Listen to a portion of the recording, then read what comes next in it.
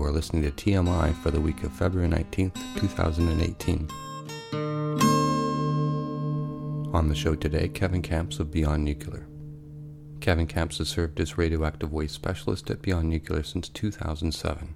Before that, he served in the same role for Nuclear Information and Resource Service, NIRS, since 1999. Kevin has also served as a board member of Don't Waste Michigan, representing his hometown Kalamazoo chapter since 1993, and he has served on the Nuclear-Free Green Energy Great Lakes Task Force for more than 2 decades. For fact sheets, articles, visit their website, www.beyondnuclear.org. Have you been at any of these other hearings, Pickering or Darlington, or? Never Pickering, but yes, Darlington, the proposed new build at Darlington. Okay. Plugged into that one. Yeah, got over to Port Hope some years ago. Get up to Ottawa from time to time. Okay, so a bunch of them. And this is as you represent sort of the American interest due to its proximity to the Great Lake region? Yeah, I'm from Michigan, so I've been working with Canadian colleagues even before I moved to D.C., so I've kind of stayed involved back there. What was your takeaway from the hearings at Bruce for the Deep Geological Repository? Do you think anybody will listen to any of the interventions? Oh, yeah. We're not going away. We've been, fighting it since 2001, so I guess we're 17 years in.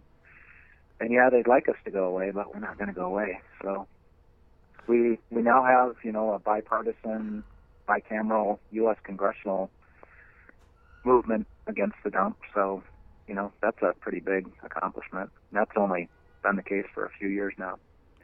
We were kind of a voice in the wilderness before that.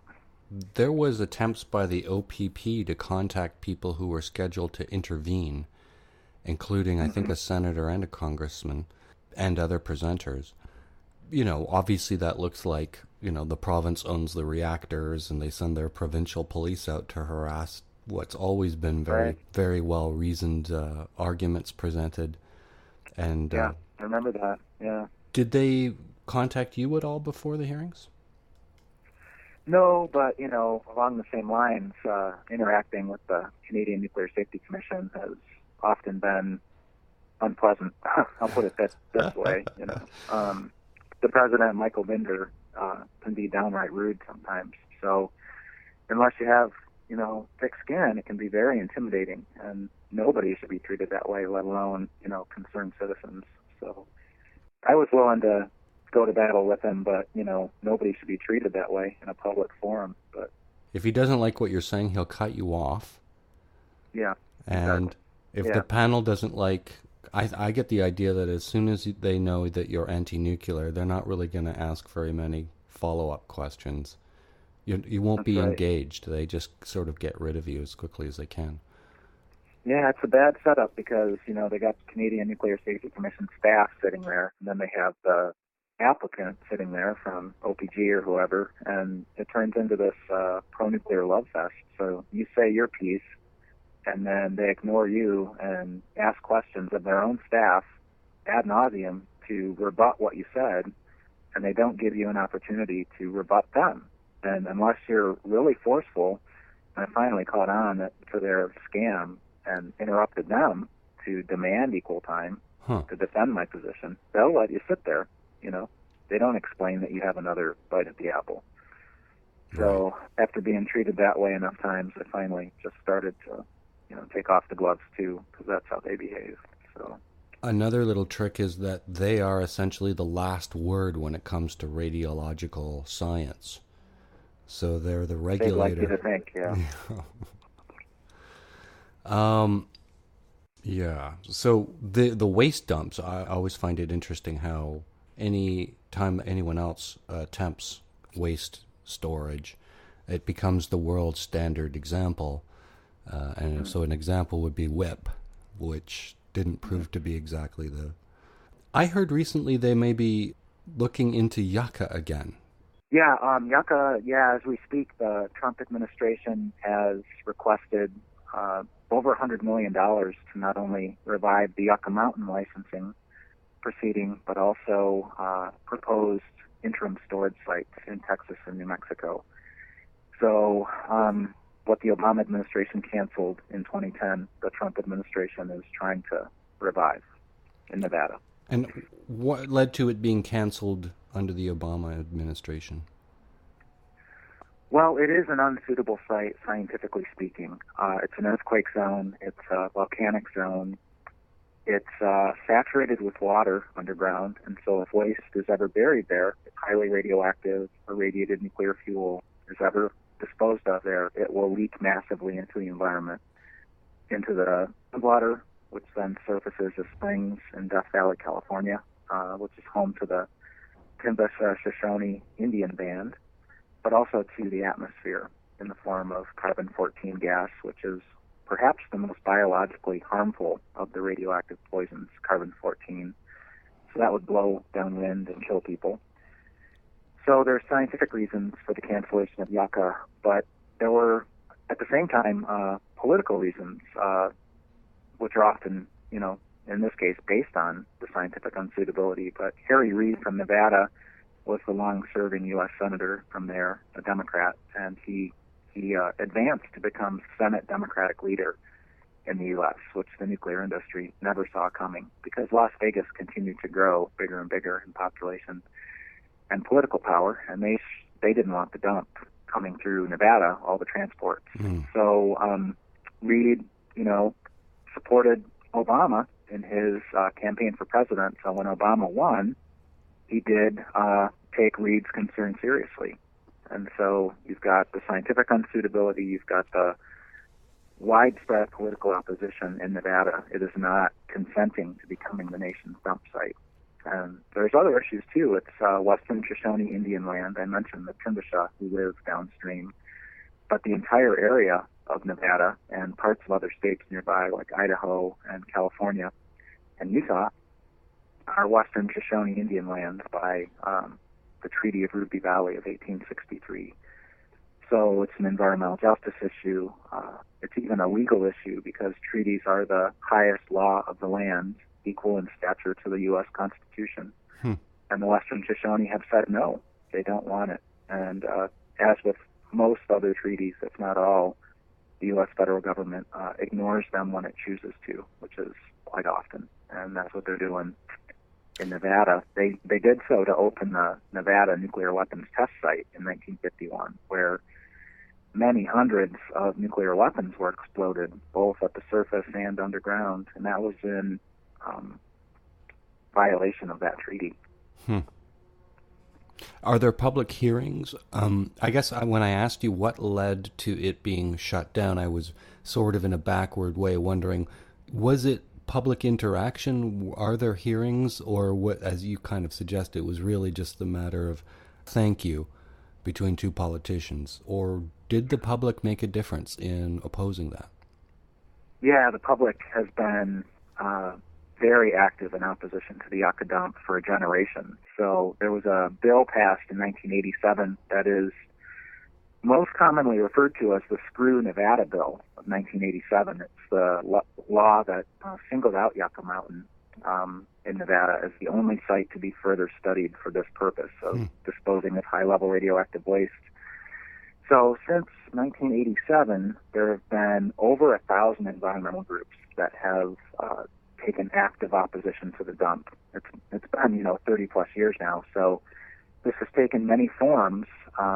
There have been hearings.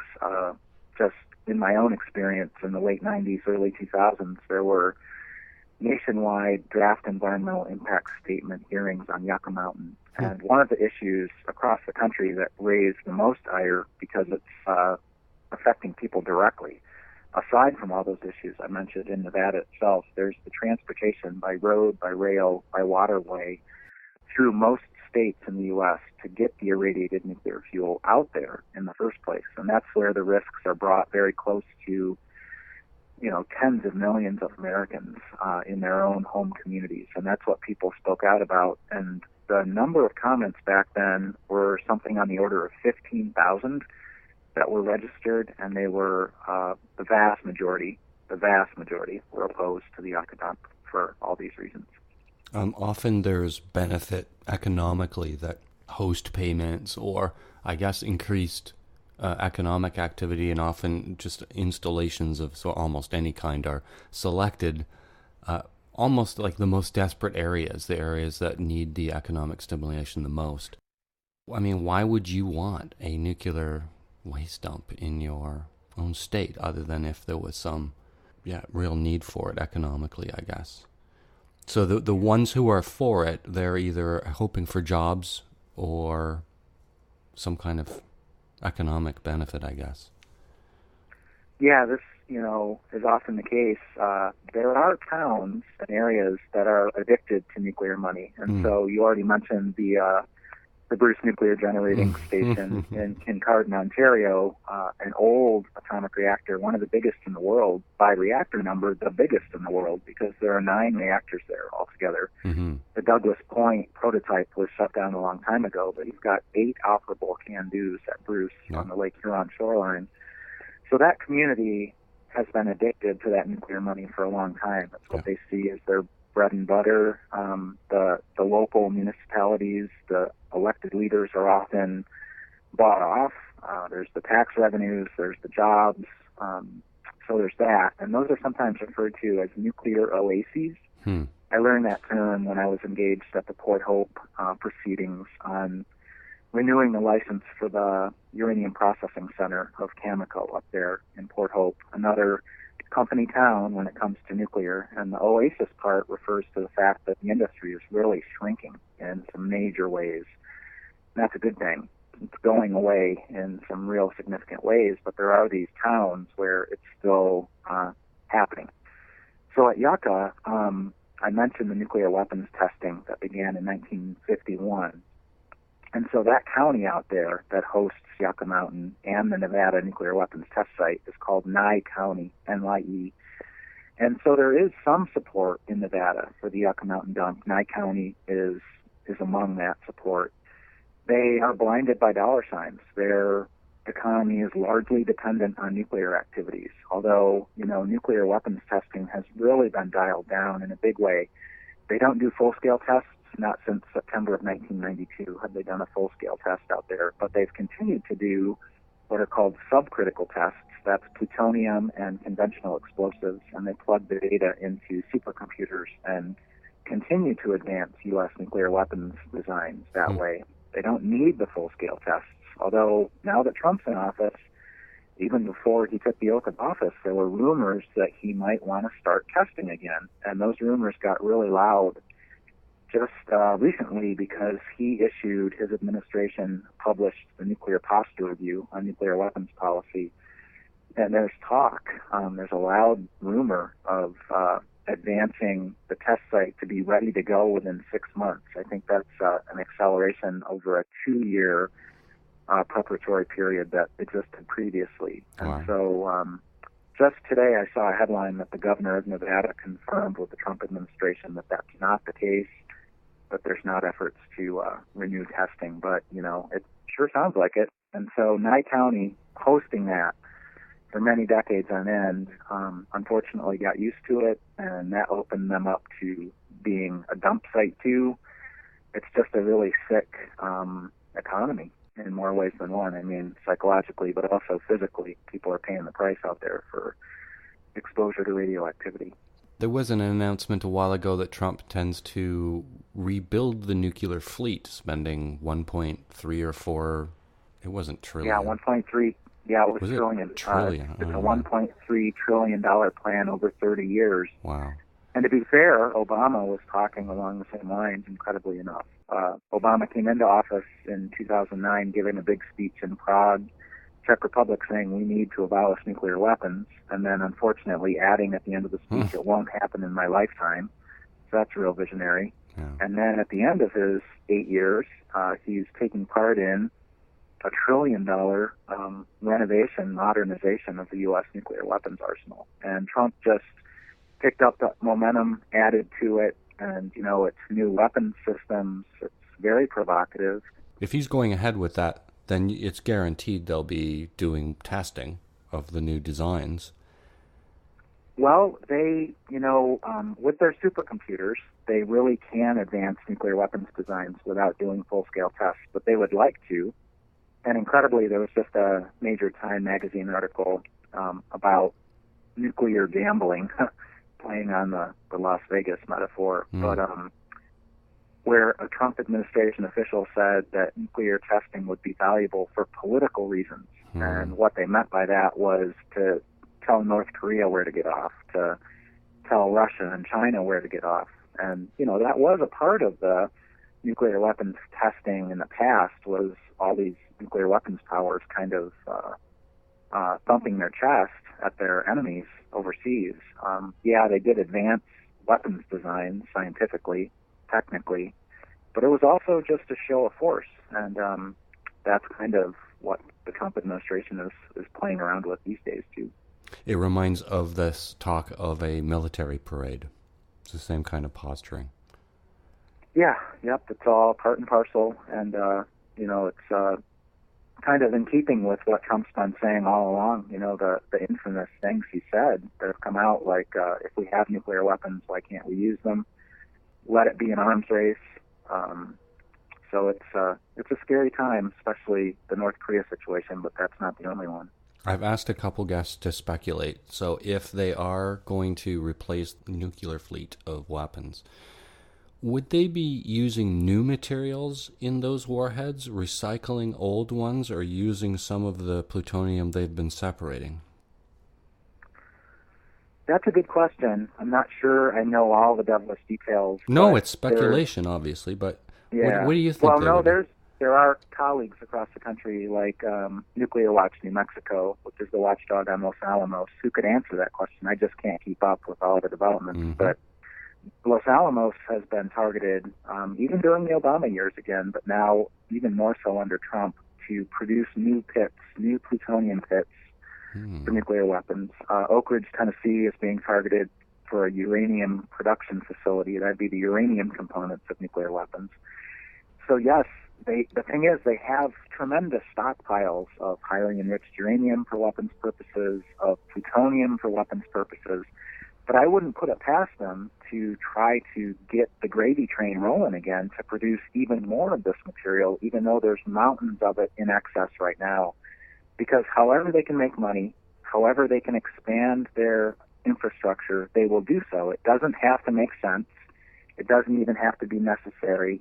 They just want to expand because there's more money in it for them. That's what they do. And they've got a stranglehold on our country, both economically and politically. They have since the 1940s. It's what they do. So I wouldn't put it past them to try to do new stuff in addition to old stuff when they don't even need the new stuff. Mm-hmm. I keep seeing every now and then photos in social media of ships rolling up the Savannah River, and they're always shipping material from other nations, separated plutonium, separated I think enriched uranium, from various sources, I think even from medical sources, but there's a lot of this stuff being shipped all around, and it always seems to be headed for Savannah. What's the stockpiling of it, as if it's like a commodity?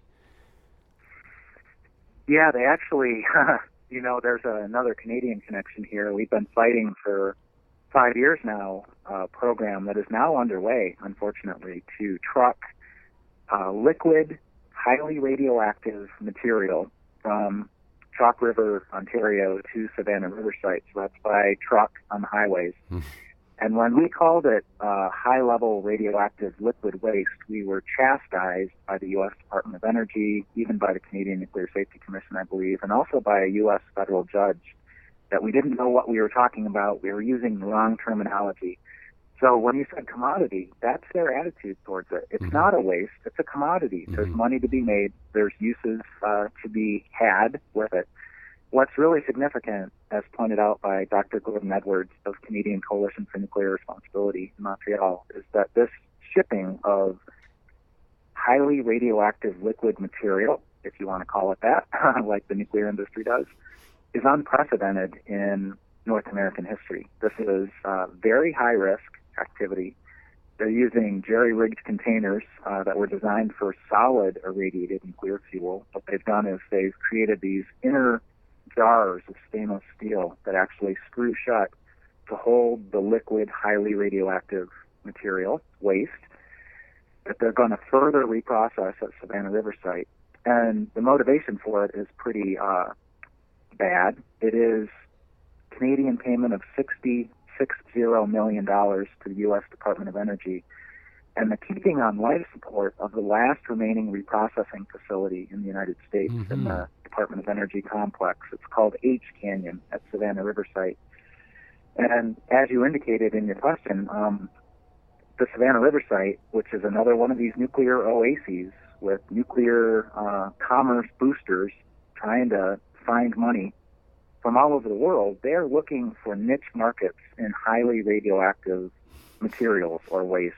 So they've turned to the UK, they've turned to Germany for waste streams that those countries would like to get rid of because they're difficult and expensive to deal with. So what they do is they ship it through various modes, whether it's a boat on the ocean or a truck from Canada, into Savannah River site, and then they run these highly radioactive wastes through their H Canyon reprocessing facility, separate the radionuclide waste streams, and pluck out the part they want. And in the case of the Canadian material, which did come from a medical isotope production reactor in Chalk River, they're plucking out the highly enriched uranium, and they're turning it into reactor fuel to eventually be used at Tennessee Valley Authority reactors, which are quasi-federal, and they often turn to the Tennessee Valley Authority to do these kind of experimental and astronomically expensive campaigns because the Tennessee Valley Authority is just all too happy to work with them because they're all part of the federal complex. Never mind how much it's costing, because it's costing Canadian taxpayers and American taxpayers to pay for it all. So there's this really twisted incentive, and it's just to make them all more money and keep their little experiments going. Now, correct me if I'm wrong, but once they've finished plucking out that which they want, it's still radioactive nuclear waste. And don't they then have to ship it back to where it came from? So then wouldn't that remaining nuclear waste be shipped back up by truck, back up to Canada somewhere? Not to my knowledge. There is some of that goes on, but I think that a part of the motivation for Canada was to get rid of this stuff, too. Right. And Savannah River site's all too happy to just sit on it, even though they've got one of the worst contaminated sites in the United States. They've got groundwater that's just a few feet below the surface. It's a very watery place with rivers and swamps, and they have managed to contaminate a vast area down there already, and it's going to get worse over time. So they're willing to take those risks. There's a documentary film called Containment that documents the radioactive alligators and radioactive turtles down there that they've got to try to corral because local communities eat those animals, actually, in their diet. There are low-income communities in the area, including low-income African-American communities in that area, that not only live in the shadows and the contamination of Savannah River site nuclear weapons complex, but also the Barnwell, South Carolina, so-called low-level radioactive waste dump, which was a national dump that was open to every state in the country, well, 39 of them anyway. And they just closed their doors to 36 of those states in the year 2008. They're still taking waste from 3 states. That dump's been leaking. And then you've got a large nuclear power plant called Vogtle that's right there, too, where they have 2 operable reactors, and then they're building 2 more. So this is just a nuclear sacrifice area in the United States, and there are a number of those, depending on which part of the country you want to talk about. These new reactors that they're proposing near Savannah, what type are they? These are Toshiba Westinghouse Advanced Passive AP1000s, they're called. They're actually 1,100 megawatts electric, but they call them AP1000s. Right.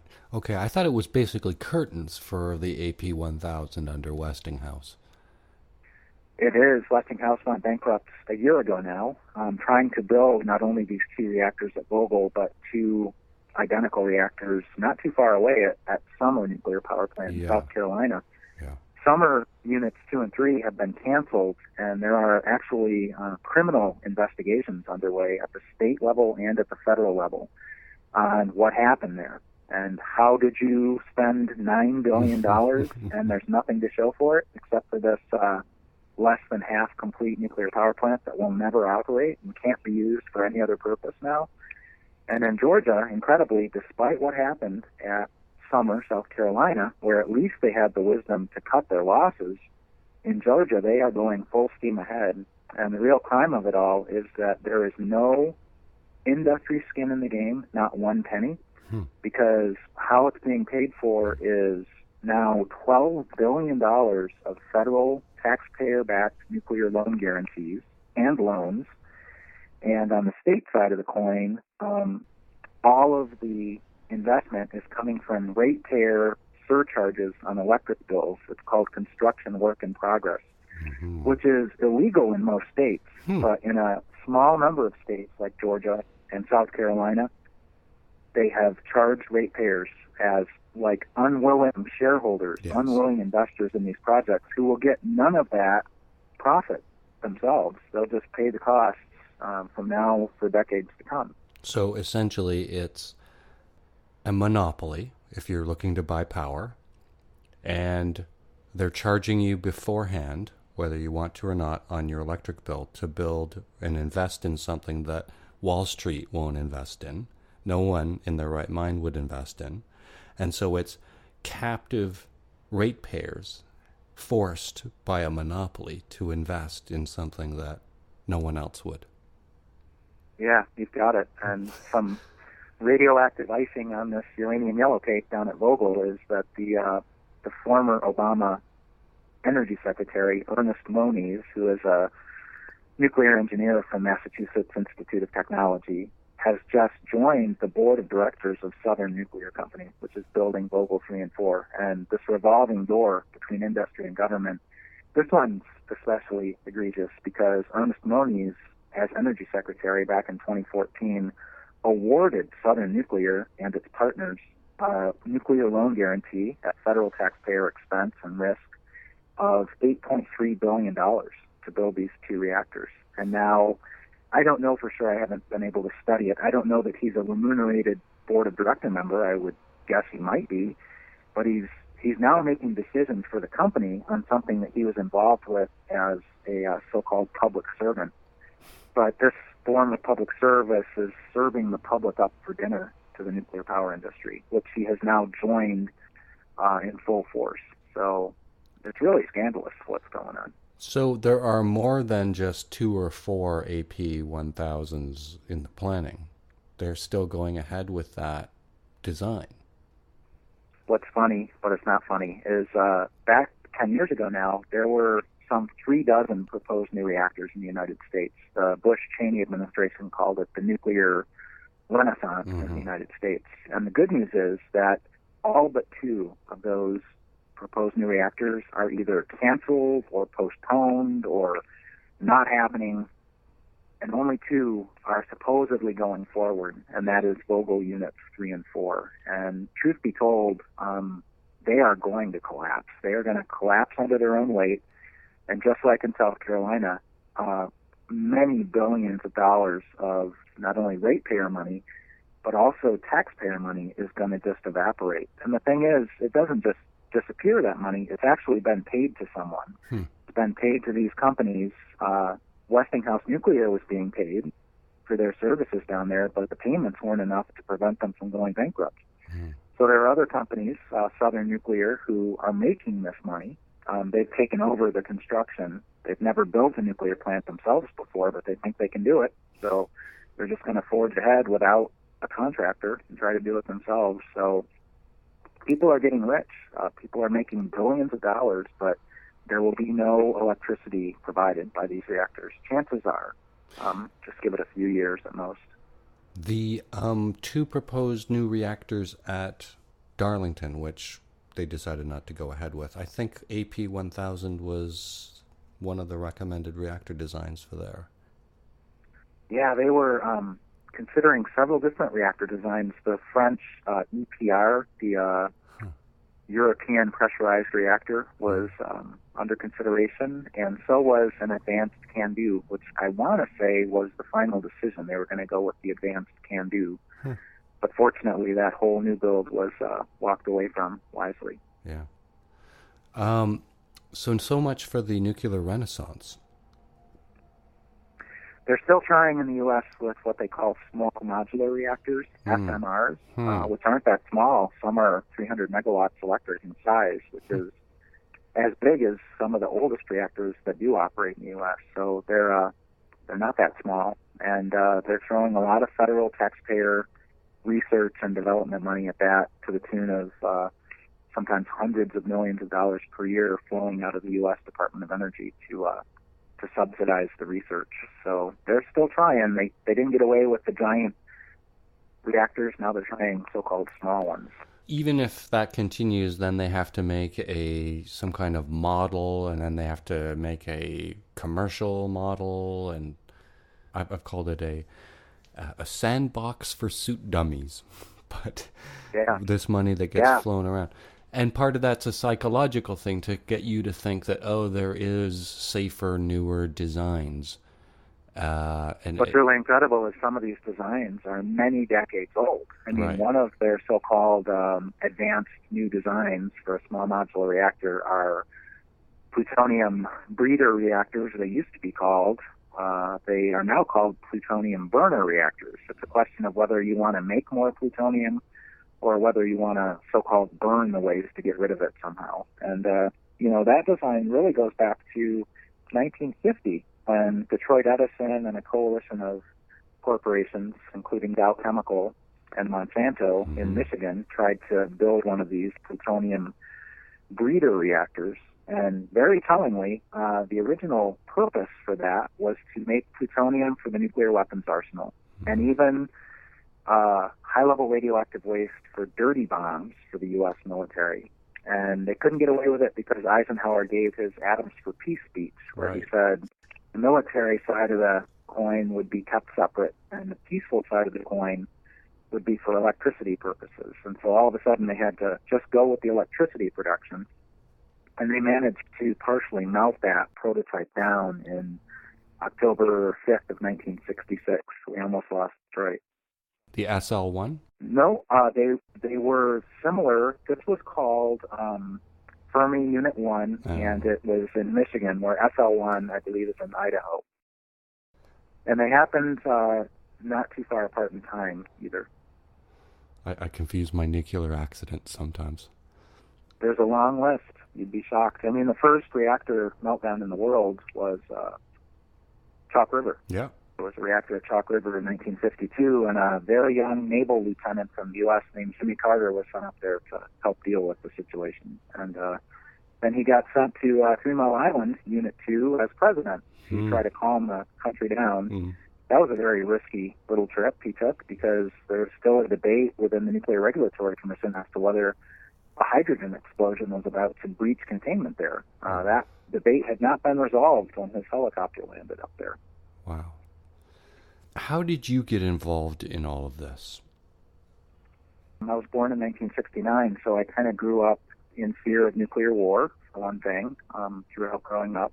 And one big moment was, I think in 7th grade, my science teacher stuck a op-ed from the local newspaper in Kalamazoo, Michigan, up on the bulletin board, and I happened to read it, and it described what would happen to my hometown in the event of a nuclear war, assuming that a 20 megaton hydrogen bomb from the Soviet Union would explode over the park downtown and the concentric rings of destruction.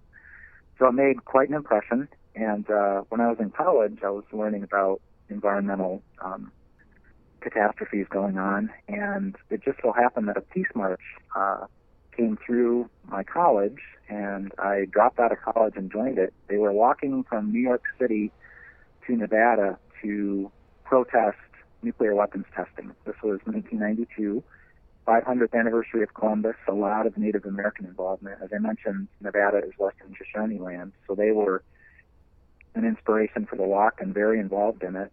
And that was a baptism by fire. And when I landed back home in Michigan after the walk, the local nuclear power plant that I barely even knew was there, called the Palisades Atomic Reactor, the headlines in the local paper now were talking about the storage of high-level radioactive waste on the beach of Lake Michigan.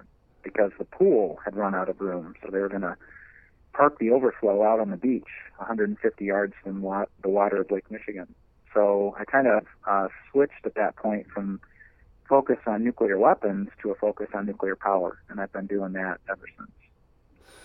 How do you argue with people who claim that, you mentioned atoms for peace, the separation of the two industries, when essentially they share the same, wings of universities, it's the same element so that we're studying, often the same enrichment, although not to the same extent, but it's so parallel, the weapons and the electric application of nuclear.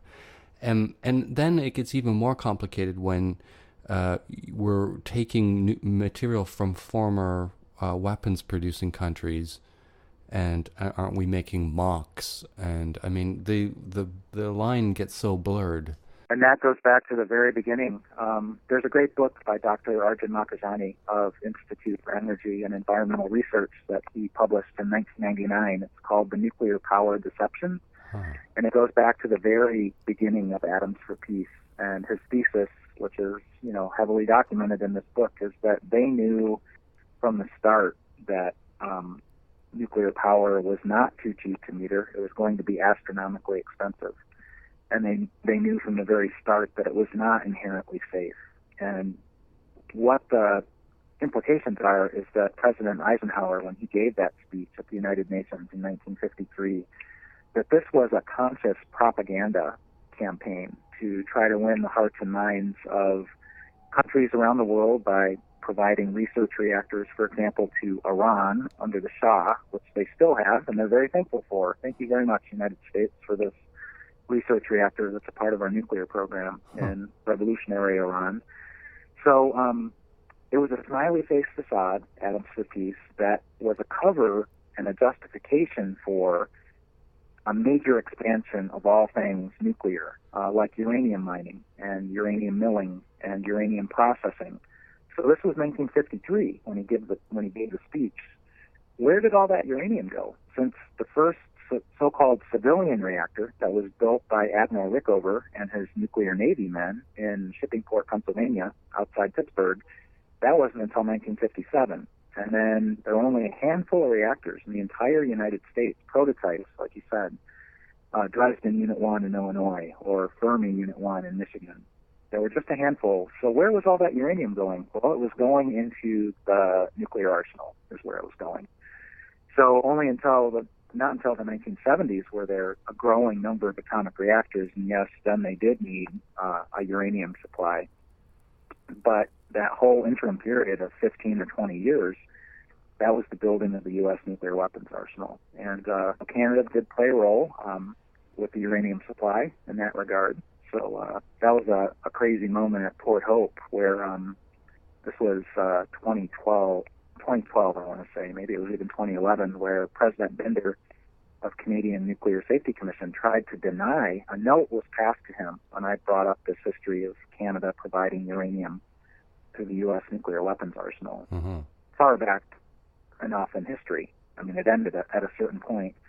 But he tried to deny that had ever happened. And so that was just a really Orwellian moment where a note was passed from the staff to the president, and he said, no, that's not true. That didn't happen. Yes, it did. There's a great book, Atomic Accomplice, by a Canadian. I'm not remembering his name, a journalist who looked at some of that history. There's another book called Canada's Deadly Secret, and it's got a powerful cover art. It's got a shaft of wheat with a radiation symbol on it, and it's about the uranium mining in Saskatchewan. So, Canada has provided reactors, CANDU reactors, to military dictatorships in places like Argentina, provided the reactor to India that generated the plutonium in 1974 that was then exploded, and India, taking a cue from the United States Atoms for Peace deception, called it a peaceful nuclear explosive, a swords into plowshares application of nuclear explosives for digging of harbors and such. So, didn't we then turn around, and then once India had the bomb, sell reactors to Pakistan, essentially inciting a Cold War between India and Pakistan. I'm not sure about the selling of the reactors. What I do know, because I read this great book, it's a similar title to the one I mentioned before, but it's a different book. It's called The Nuclear Deception, where Dr. Makhijani's was the nuclear power deception. Yeah. The Nuclear Deception was written about a decade ago by, I believe, British journalists about the Pakistani acquisition of nuclear weapons. And certainly a big part of that history was Abdul Khan, the father of the Pakistani nuclear weapon, who worked for a uranium enrichment corporation in the Netherlands. It was a Dutch, British, German company called Urenco, Uranium Enrichment Corporation. And this metallurgist from Pakistan named Abdul Q. Khan did not show up for work one Monday morning. He had packed up a bunch of blueprints for uranium enrichment centrifuges and moved his family back to Pakistan. And that became one of the bases of Pakistani nuclear weapons, was these stolen blueprints from the centrifuge facility in the Netherlands. And it gets back to what you said. There are so many overlaps between nuclear power and nuclear weapons. One of them is if you have uranium enrichment, if you steal that technology like Abdul Khan did, or if you just decide to use it for nuclear weapons, highly enriched uranium production, you can do so. And another pathway to the bomb is plutonium reprocessing. Anyone who possesses this technology can use it to separate plutonium for weapons purposes. That was the original reason for reprocessing, was the Nagasaki bomb during the Manhattan Project. So that's the danger of nuclear power, is whoever holds it can use it for nuclear weapons purposes if they choose to do so. Back to the SMRs, I thought that a design like that was just a way to get around, number one, a containment, a proper containment that keeps planes out, and to get around locating them in remote areas. You can actually locate them, the smaller ones, closer to cities perhaps, and save the wire. Is this something that concerns you when we talk about SMRs? They're so desperate in their schemes these days to save money at every turn that, like you said, not having to build a containment would save a lot of money. But there are kind of examples of that already. I mean, the General Electric boiling water reactors, as shown by Fukushima Daiichi, the containments were too small and too weak to contain those disasters. And so catastrophic amounts of radioactivity were released. With even a small modular reactor of 300 megawatts electric in size, let's say, or even 100 megawatts electric in size, that's still a massive amount of radioactivity. And so not to contain a meltdown, which they would argue could never possibly happen, but where have we heard that before? We heard that about past generations of atomic reactors. So these snake oil salesmen from the nuclear industry have to be taken with a major grain of salt after we've experienced 3 Mile Island Unit 2, Chernobyl, Fukushima Daiichi Units 1, 2, 3, and 4. Another aspect of small modular reactors is very small workforce, they say, could run them. I mean, even to the absurd levels of MIT nuclear engineering students saying you could walk away from the control room and order a pizza, and the reactor would inherently safely run itself or turn itself off. So if it sounds too good to be true, it probably is.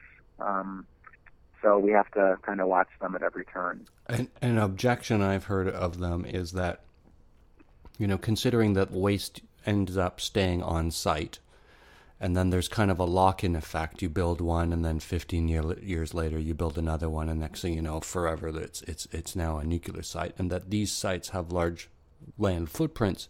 Essentially, small modular reactors lack an economy of scale that even some people might argue is absent in the bigger reactors. Yeah. Again, Dr. Makhijani did a study years ago now about that loss of economy of scale on the small modular reactors. So they're going to be astronomically expensive. But again, they don't really care so long as the public is paying the bills and they are making the money. That works for them. And that was the thing about trying to do giant supersized reactors. The nuclear renaissance in the U.S. 10 years ago was based on reactor designs like the AP1000, which was 1,100 megawatts electric. You've got a General Electric Hitachi so-called economic simplified boiling water reactor targeted at places like the Fermi nuclear power plant in southeast Michigan, just 8 miles from Ontario across Lake Erie. That was a 1,550 megawatt electric reactor. We're still fighting that, actually. It's really suspended. It's in suspended animation, but we're about to go to the U.S. Supreme Court to challenge the Nuclear Regulatory Commission's rubber stamp of that construction and operating license. Our deadline to file is just a week or two from now. So we're, I think, 11 years into that fight, and we're not giving up yet. But they've lost the economy of scale on those giant reactors that are going nowhere, and now they're going to build perhaps even more expensive in terms of dollars per kilowatt hour of electricity, small modular reactors.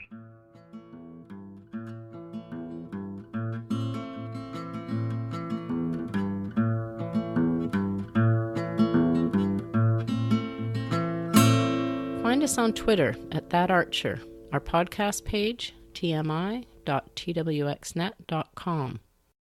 Rate the show on iTunes. It changes the way the show is listed. What are the differences or similarities between the regulatory process in the United States versus Canada, specifically in terms of public hearings? Are there... I always look at it as it's a way to manufacture consent by saying you've consulted the public or given them an opportunity to provide input. What's the difference between the two? Is it essentially the same? I mean, do people make a difference by presenting? Yeah, it is essentially the same. It's a pro forma. Let's check off the box and say we've involved the public and this is all very legitimate. So it's the same in that sense. There are differing details.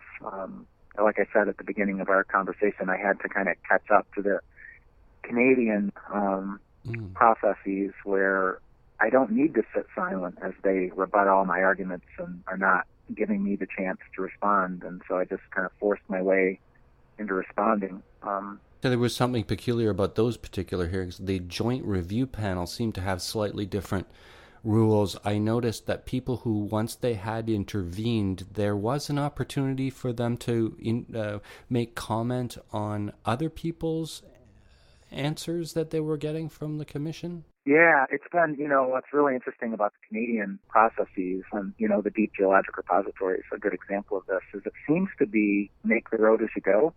Where the decision was supposed to have come out years and years ago, it just didn't, and they just keep adding to, and they have more and more rounds of, the way I see it, both at the Canadian Nuclear Safety Commission and at the Nuclear Regulatory Commission in the U.S., is the agencies seem to be doing the homework for the companies. So they're supposed to sit in judgment and be the licensing agency, but the staff of these agencies helps the company pass the test.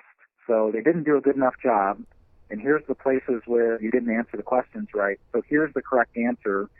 So give us the correct answer. It's the public, the concerned public, up against these filthy rich industries that make their money off the public, and these captured, corrupt agencies that are supposed to protect the public and are paid good salaries to protect the public, but instead see their role as doing the industry's bidding. Where it would have been a 5-year license, it is now 10 and 13 years, so that they don't have to hold these hearings because they're bothersome, I assume. Yeah, and that's a slippage, unfortunately, in Canada, where Canada, had some aspects that were better than the U.S. So, I mean, for one example, the original licenses for U.S. atomic reactors were 40-year licenses. And then the license extensions are 20 years.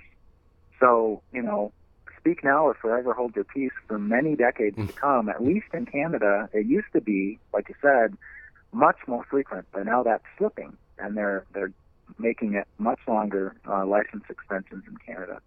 Another thing about the Canadian process that is better than the U.S. is there is some funding available for public interveners who are often volunteers, not paid at all, or if there is a staff person, they're not paid all that much.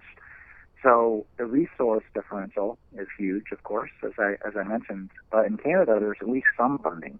And I one time got paid some of that funding because I was hired as an expert up at Port Hope. As I mentioned, I think I was paid, no, I was paid for that too, but I was paid at the DGR, at least in the early phases, I was paid something like $1,200 as an expert for Northwatch, I believe it was, up at the DGR. I'm not remembering all the details. The processes have all blurred together. Yeah, so you got travel expenses, hotels.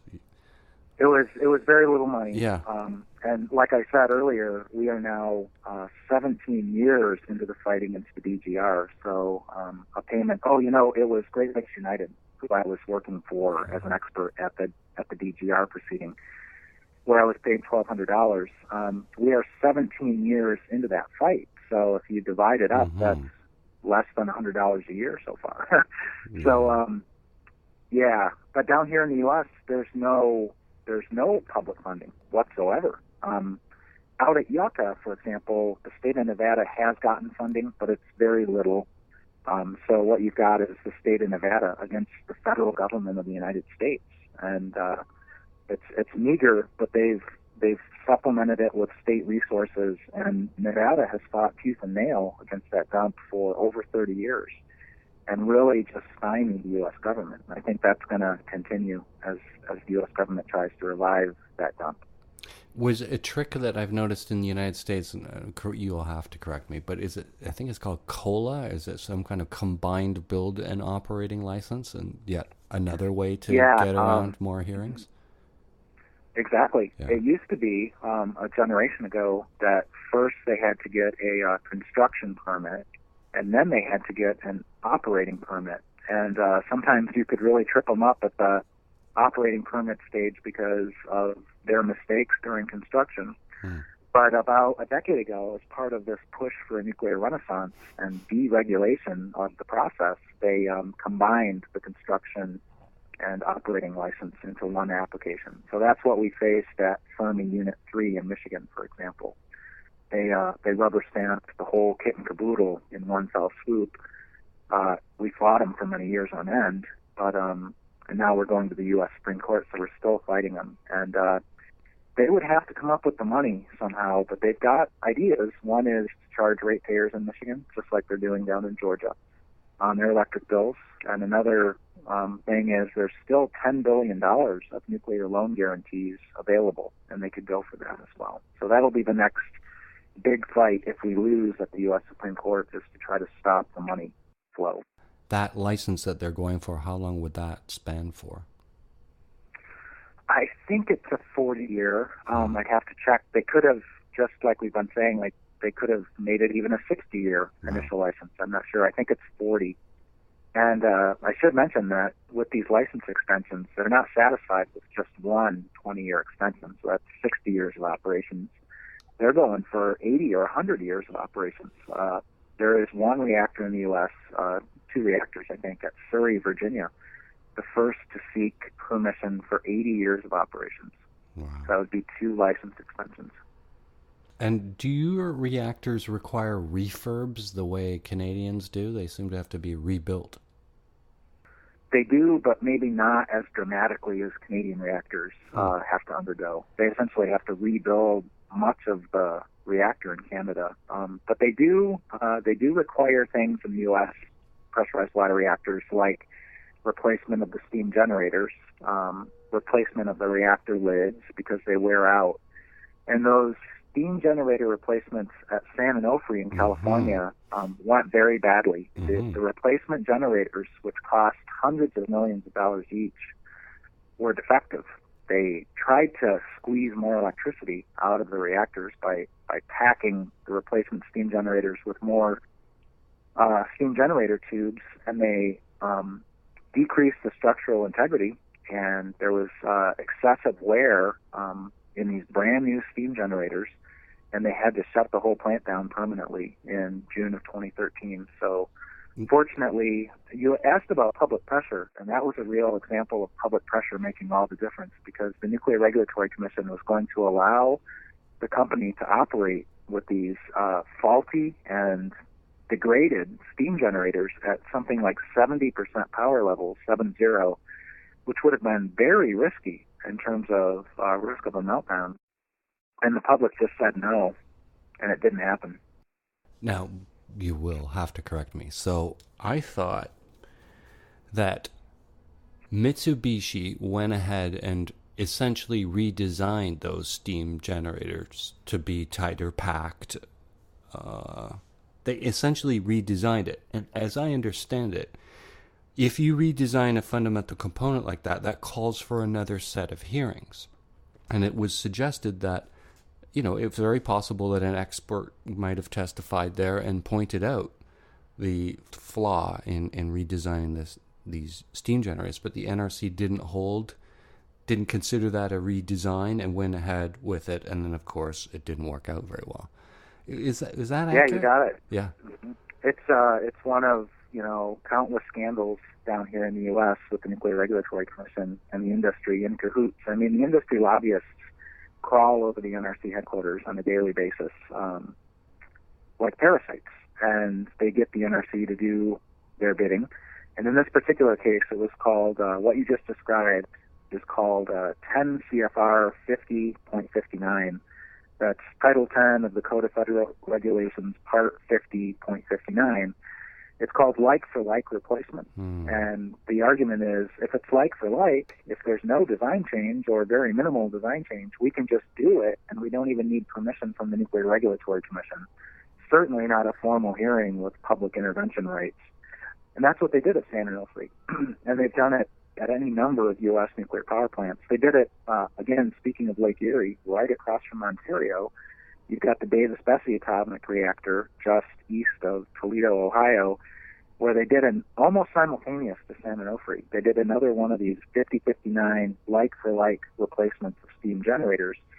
And we didn't even know yet what was going down at San Onofre, but we did another intervention just like our allies at San Onofre had done, saying this is not like-for-like. We can document what the differences are, and this is very risky. And we had the same expert witness as Friends of the Earth had at San Onofre, where they won on their intervention, and that's Arnie Gunderson, the chief engineer at Fairwind's Energy Education. We had him as our expert witness at Davis-Besse, Ohio. Unfortunately, we lost. Where the good guys won at San Onofre, we lost at Davis-Besse, and they are operating Davis-Besse as we speak with these unlike steam generator replacements in there that are experiencing accelerated degradation, but it is operating as we speak. So quite a risky situation, compounded by the fact that Davis-Besse may lack a containment. They have a severely cracked shield building, which is a steel-reinforced concrete structure around the reactor that has been severely cracked since at least 1978, and it gets worse with every freeze-thaw cycle at the site. Nice. What happens now, again, time to correct me, if necessary.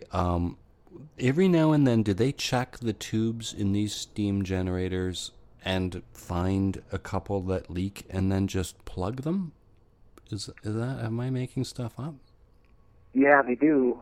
At San Onofre, the way they found out about a failed steam generator tube was that it burst because it had been ground so thin-walled that it gave, and out came a radioactive steam cloud that then escaped into the environment, and that's how they found out that they had this little problem going on that led to the permanent shutdown of the plant, 2 reactors. And so sometimes you do have steam generator tube ruptures, and the real danger there is if you have a cascading failure and you lose enough tubes, that is a pathway to meltdown because you're losing cooling to the core. And those are the kind of risks they're running. Granted, they only lost 1 tube, but when you lose 1 tube, it means you are in trouble, and it could have gone a whole lot worse than it did. There was another instance of this at Indian Point near New York City in the year 2000, February of 2000, where they lost 1 or a small number of tubes, but it just showed that they didn't know what they were talking about. They had assured the public that everything was fine, and it wasn't. So those are risks they take. They do as little inspection as they can get away with because it adds to their costs to do these inspections. And sometimes when they do inspections, they find very thin-walled tubes. They're too thin, and they will plug them to prevent them from rupturing. But then sometimes they have to plug so many tubes that they're significantly decreasing the output of the reactor, too. So they balance all these risks with their profit margin. How many tubes in these steam generators for pressurized water reactors? I don't know the exact figure, but it's a very large number. And, it's a couple thousand, isn't it? Yeah, it's a very large number. If you can see an image, a cutaway image of what these steam generators look like on the inside, it's pretty amazing. Just so many tubes, very thin-walled to begin with, to allow for the heat transfer from the radioactively contaminated primary coolant water to a second loop, which is supposed to stay pure and not radioactive. But of course, there are leaks, there are pinhole leaks, there are cracks. So there is some radioactive contamination of even the secondary loop that then goes to the turbo generator. So there's some environmental release at times from these steam generators.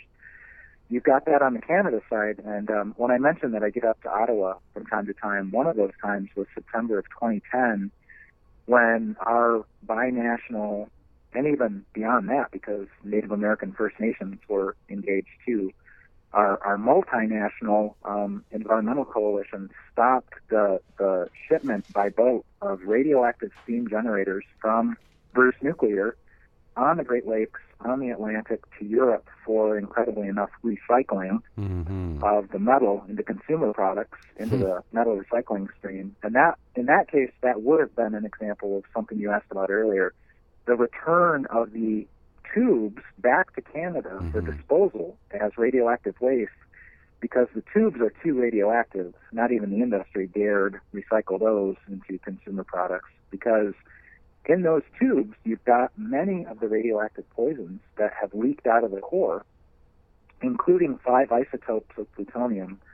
And that was quite a moment at those hearings in Ottawa in September 2010, when they were still pushing for the scheme to ship these steam generators, when Dr.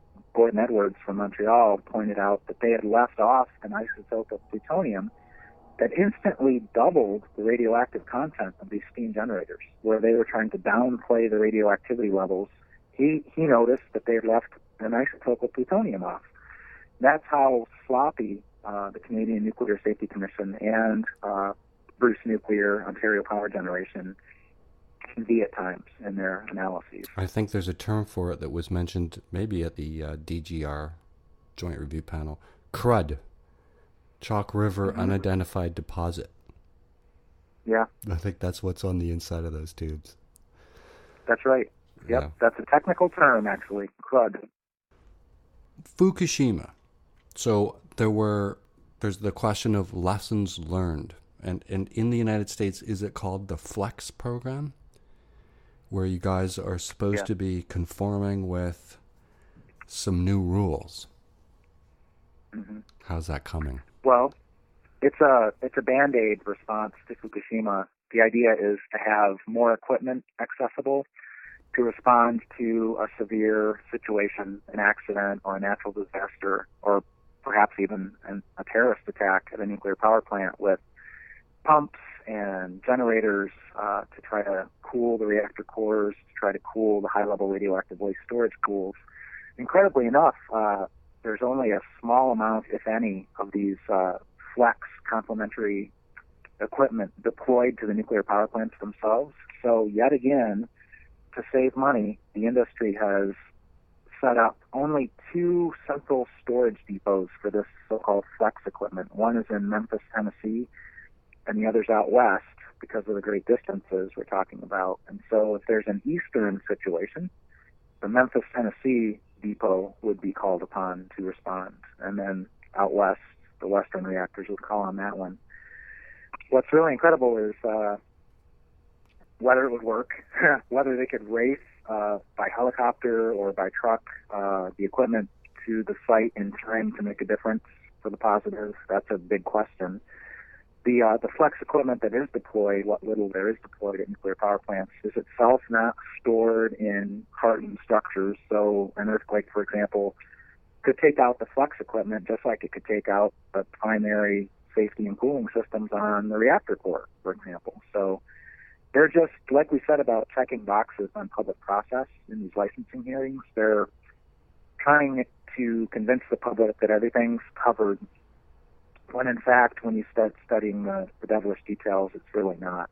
One of the things that I think is part of the Flex program, but you will correct me, I assume, is a procedural change. Essentially, it means in a fuel accident, the answer, at least with the BWR, is to vent the containment. Yeah, just like they tried to do at Fukushima Daiichi, but were not successful in doing, the General Electric boiling water reactors of the Mark I and Mark II designs, especially, which are over 40 years old at this point, these designs. They're more like over 50 years old. The reactors themselves are over 40 years old. The containments are too small and too weak, and they saved a lot of money by building them that way. But now the ad hoc plan to deal with a reactor meltdown situation is to relieve the pressure on these containments by venting it to the atmosphere. And there's even documentation at Fukushima Daiichi that the nuclear power plant workers, the control room operators who were in charge of carrying out these venting operations may have delayed their venting to allow for their own families and their neighbors to get out of the surrounding communities before they did so, because there would have been radioactivity releases from these intentional ventings. And it didn't work when they tried to do it finally, because of the lack of electricity from the grid, which had been destroyed by the earthquake, and lack of electricity from backup diesel generators destroyed by the tsunami. They were not able manually to open the valves and to open the pathways to relieve the pressure. And so major damage or even destruction was done to those containments, and that's what resulted in the large-scale release of hazardous radioactivity. The thing that got me interested, even as a child, in the question of nuclear, I think was even like a tiny little précis in a Reader's Digest. And it struck me right from the beginning. It was the promise of containment. That, the defense in depth, the layers of protection, and surely this containment, which I think originally was sold as being something that was impenetrable from the outside in, and we just assume from the inside out. But so it's the fallacy of containment. If when you really want a containment, which is in a fuel accident, the answer is to ventilate. Yeah, it is. It's a big illusion. It's been a big sales job perpetrated on the public. You mentioned Pickering earlier, and it's one of the worst locations for a nuclear power plant in the world. It's only 20 miles from Toronto city limits. There used to be 8 operable reactors. I think they have shut a couple, but they're going to keep going with the 6 still operable for a long time to come, and it's very old. And my understanding is that the containment there, so-called, is common to all 6 still operating reactors. Yeah. And so if there is a meltdown and that containment is breached, then 6 reactors could release their contents into the environment through a common breach of a common containment. My understanding that there's a vacuum building, but essentially it can only really absorb a problem from one reactor. So if, like at Fukushima, there's multiple problems, end of story. Mm-hmm. Well, that was,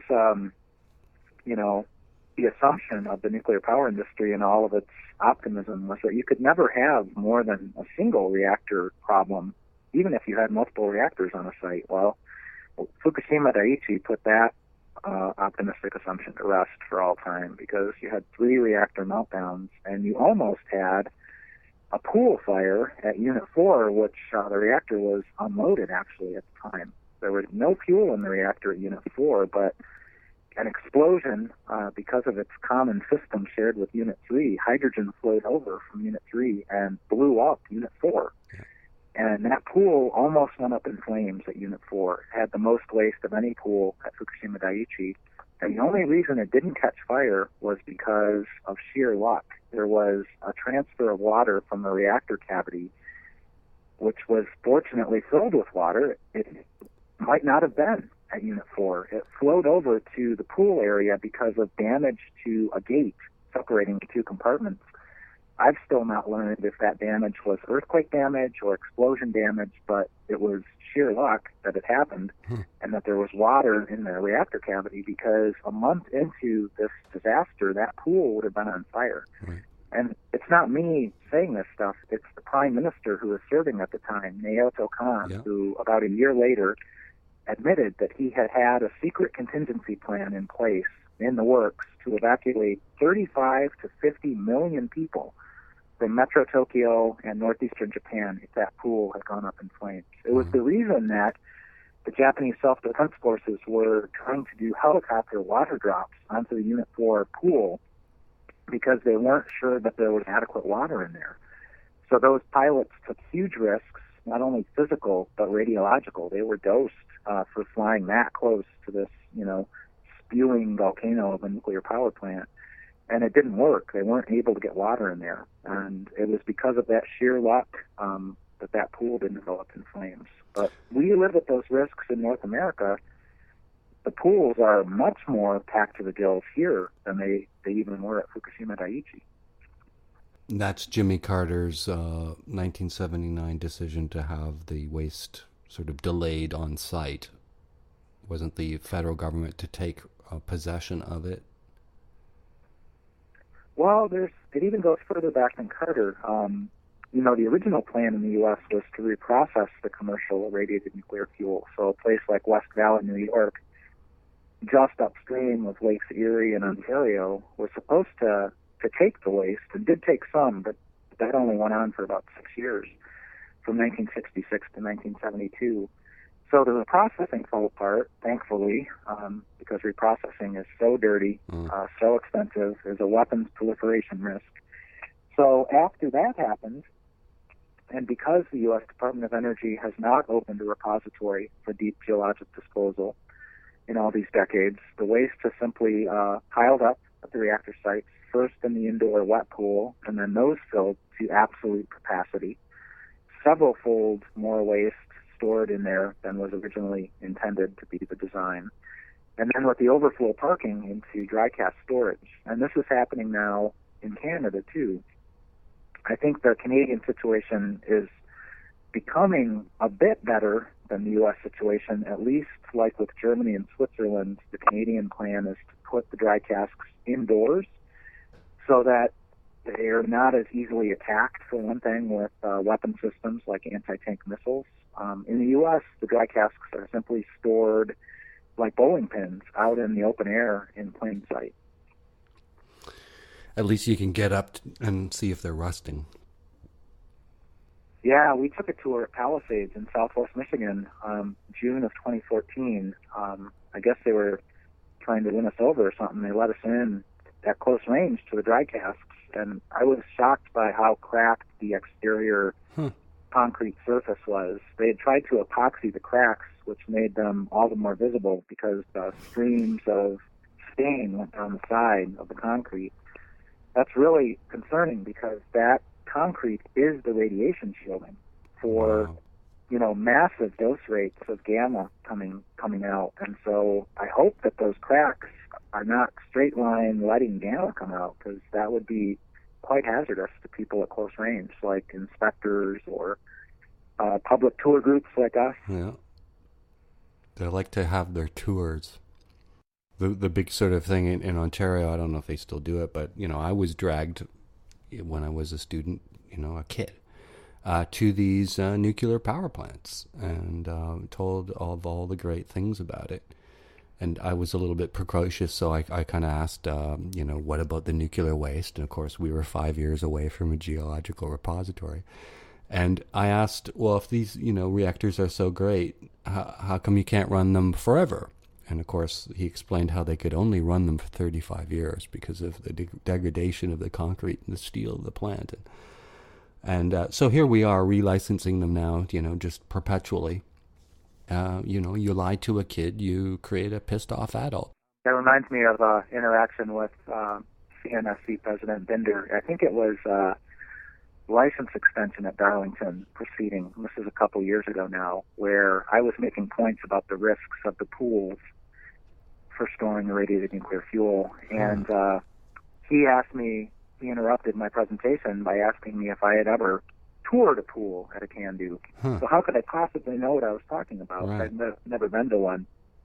And I kind of called his bluff. I said, well, President Binder, it sounds like you're inviting me on a tour of a CANDU pool, and I would happily accept that. And then OPG piped up and said, oh, no, we couldn't have that.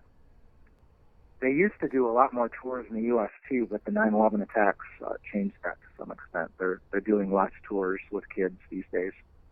So when I look at these countries with multi-reactor sites, at one point I was saying, just like the Japanese, we have multi-reactor sites. And not even the Americans are crazy enough to have all these reactors all at one site. And somebody pointed out that the thing is, not even in Japan are they the way they are in Canada, where they're all under the same roof, these reactors. They're in separate buildings. Is that accurate? Yeah, it is. Canada has a lot of reactors on the same site. So you have Bruce with 8 operable reactors, Pickering with 6 still operable reactors because 2 have been shut down, Darlington with 4, and they had proposed to build as many as 2 to 4 new ones, but that's off the table, thankfully.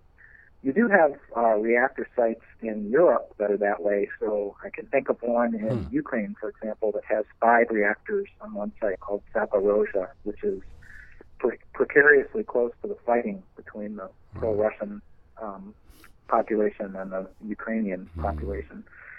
So there are examples of that. In the United States, you're right, they are in separate buildings, though, with separate containment. So you couldn't have a common mode failure like at Pickering, releasing the poisons from 6 still operating reactors. But in the United States, we do have some sites with multiple reactors. They are in separate containment buildings. The biggest in the U.S. is called Palo Verde, Arizona, which is 3 full-sized reactors. They're each 1,200 megawatts electric. So you'd have to look at the megawattage, too, to see how big a nuclear power plant is. So in that case, Palo Verde, Arizona, it's about 3,600 megawatts electric. If you look at, let's say, Bruce Nuclear, that is 8 times 800, so that's about over 6,000 megawatts electric. So you can see that Bruce is a very large facility. Yeah. And another thing about it is it lacks cooling towers. That's another outrage, is that all of the heat waste at Bruce is going into Lake Huron.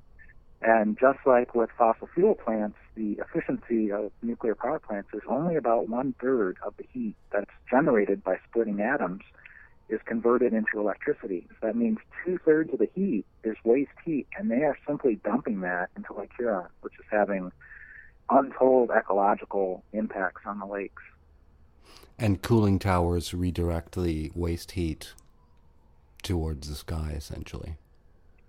That's the thing is, if you lack cooling towers, that means all that waste heat is going into the lakes, and that's a harmful thing. If you have cooling towers, there's less of that dumping in the lakes, but the steam that escapes from the cooling towers is a loss of water to the lakes. So you're not losing water in the lakes when you're dumping the heat in there, not as much anyway, but you're having a tremendous impact on fisheries, for example. I mean, there's a nuclear plant in Michigan called Cook, which is in extreme southwest Michigan. 2 large reactors, over 1,000 megawatts each, no cooling towers, all the waste heat going into Lake Michigan. And they try not to shut down in the wintertime. They're not supposed to shut down in the wintertime because when they have shutdowns, accidental shutdowns, unintended shutdowns, what happens is the cold of the lake returns very quickly, and the fish cannot adjust physiologically to this sudden thermal shock going from warm water to cold water. And I remember, this was many years ago, but they had a large-scale fish kill in southern Lake Michigan. 500,000 adult fish just went belly up because of this sudden cold flash that crept in on them because the reactors stopped pumping heated water into the lake because they had an unplanned shutdown. What are we supposed to think of the Chinese and Russians building nuclear reactors left, right, and center? And quickly. I remember a story from 8 years ago already. I heard through the grapevine that the Nuclear Regulatory Commission chairman, Greg Yasko, and the Federal Energy Regulatory Commission chairman, John Wellinghoff, these are Obama administration chairman of these agencies, took a tour of the new reactor construction sites in China because common reactors to the United States were being built there, AP1000 designs.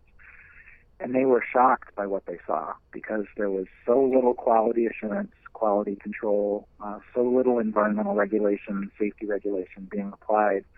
And sort of the take-home lesson was the next big accident may be in China at one of these new reactors. Of course, Fukushima then just happened a year later. But I think, the jury's still out. When you race through reactor construction and you take shortcuts, and you can do that because the Chinese government is okay with it, that's asking for trouble. So we'll see how that turns out, I guess.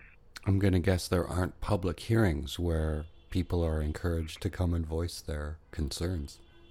I assume not. I'm not real familiar with what that looks like in China, but I assume that there's very little to none of that. And if there is a problem, we can expect to be informed accurately and quickly?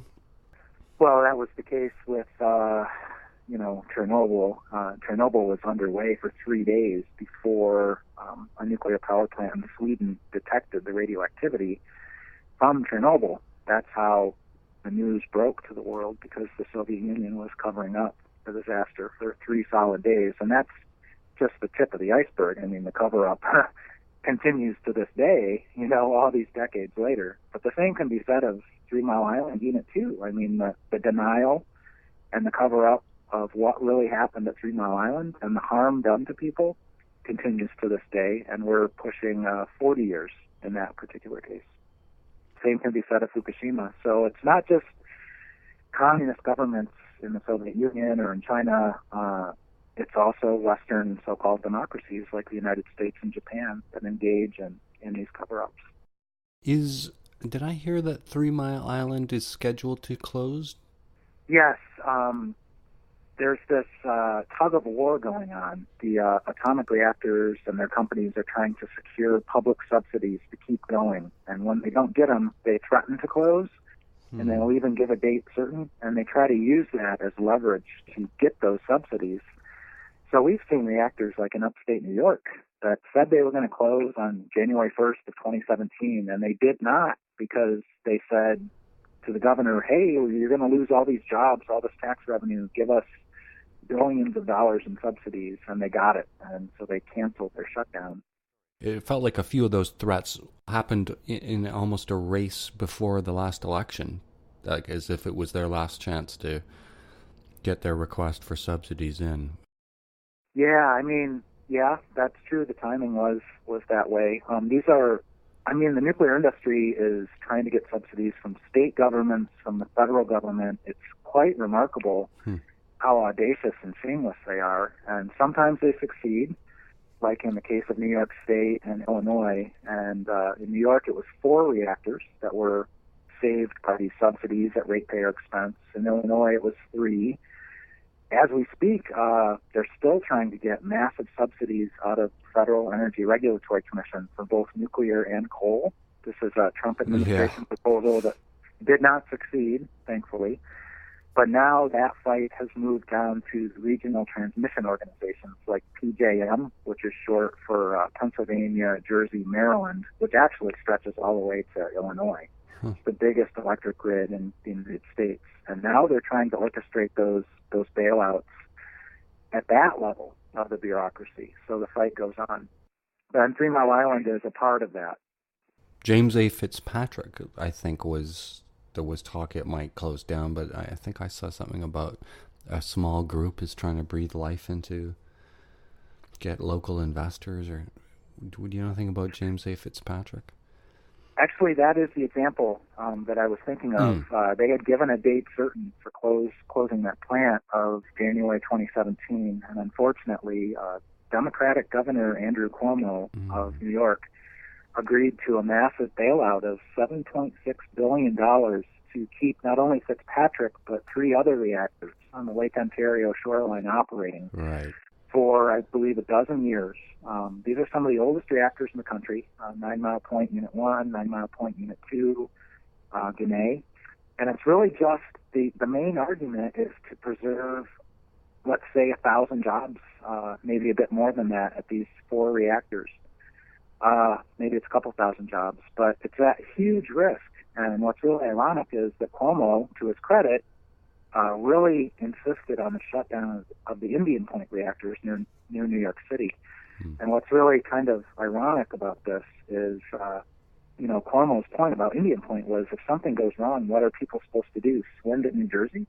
Right. Well, what if something goes wrong upstate New York? What are people supposed to do? Swim to Ontario? I mean, it's mind-boggling.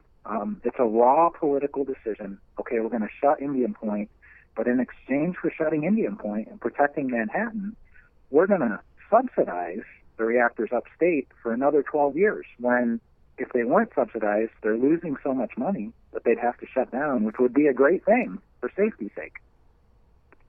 And it would leave money to invest in more sane alternatives. Oh, what's really frustrating is that $7.6 billion came out of the Clean Energy Fund. That was supposed to be climate mitigation dollars for things like solar power, wind power, energy efficiency. And the lion's share of that fund that was hard-won in the first place is now going to subsidize geriatric reactors that are at increasing risk of meltdowns. There's very little good news when you're talking about nuclear, it seems. There's actually a lot of good news. I mean, we win a lot. We win a lot more than we should, given how little resources we have. So that example of the radioactive steam generators being shipped on the Great Lakes, we stopped that. And the Mohawks of Quebec deserve the most credit because they simply said at a certain point, they're not coming through. They will not come through the St. Lawrence past our land. And they left it at that. And Bruce Nuclear was forced to backpedal and say, oh, well, we're not going to ship them until we can, negotiate with the Mohawks of Quebec. And that hasn't happened because the Mohawks are not willing to let them come through. So that was ended. So that was a victory. And it wouldn't have happened if we hadn't, jumped in there and challenged them. It was a done deal in their minds. And they went from having a nuclear renaissance to not having one. I guess that's a win, and that there are alternatives that are cropping up. People fought hard at every one of those proposals, whether it was Darlington or Fermi in Michigan or name any of the sites across North America. I think every single proposed new reactor was challenged by environmental groups, citizen groups. The public is isolated from this issue largely. I mean, except for the ones that go to the hearings and keep up with it. It's not part of, the nightly news. I guess unless there's a brief story about a bailout now and then.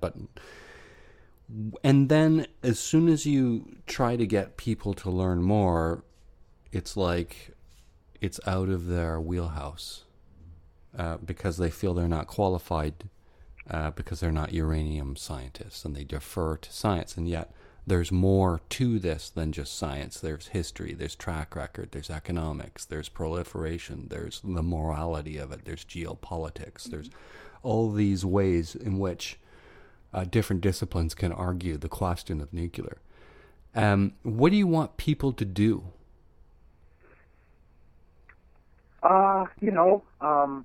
Show up and present, or... Yeah. Well, just get involved. I mean, different strokes for different folks.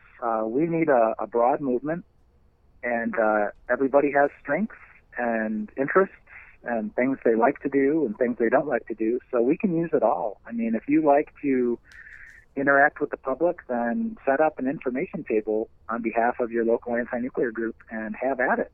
Set up a table at whatever community forum, event, location you can, that's fun. If you're into documentary films, organize an anti-nuclear film festival. If you are a wonk and you want to, do battle with the agencies and the industry on their own technical claims, do that by all means. There's so many possibilities.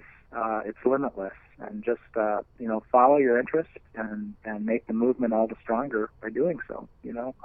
Early childhood education. The industry does it. The government agencies do it. They try to brainwash kids, like you said, being toured around nuclear plants at very young ages. So we should do the same thing by, through the arts, through environmental gatherings, try to teach children about the importance of a clean environment and how nuclear is not compatible with that.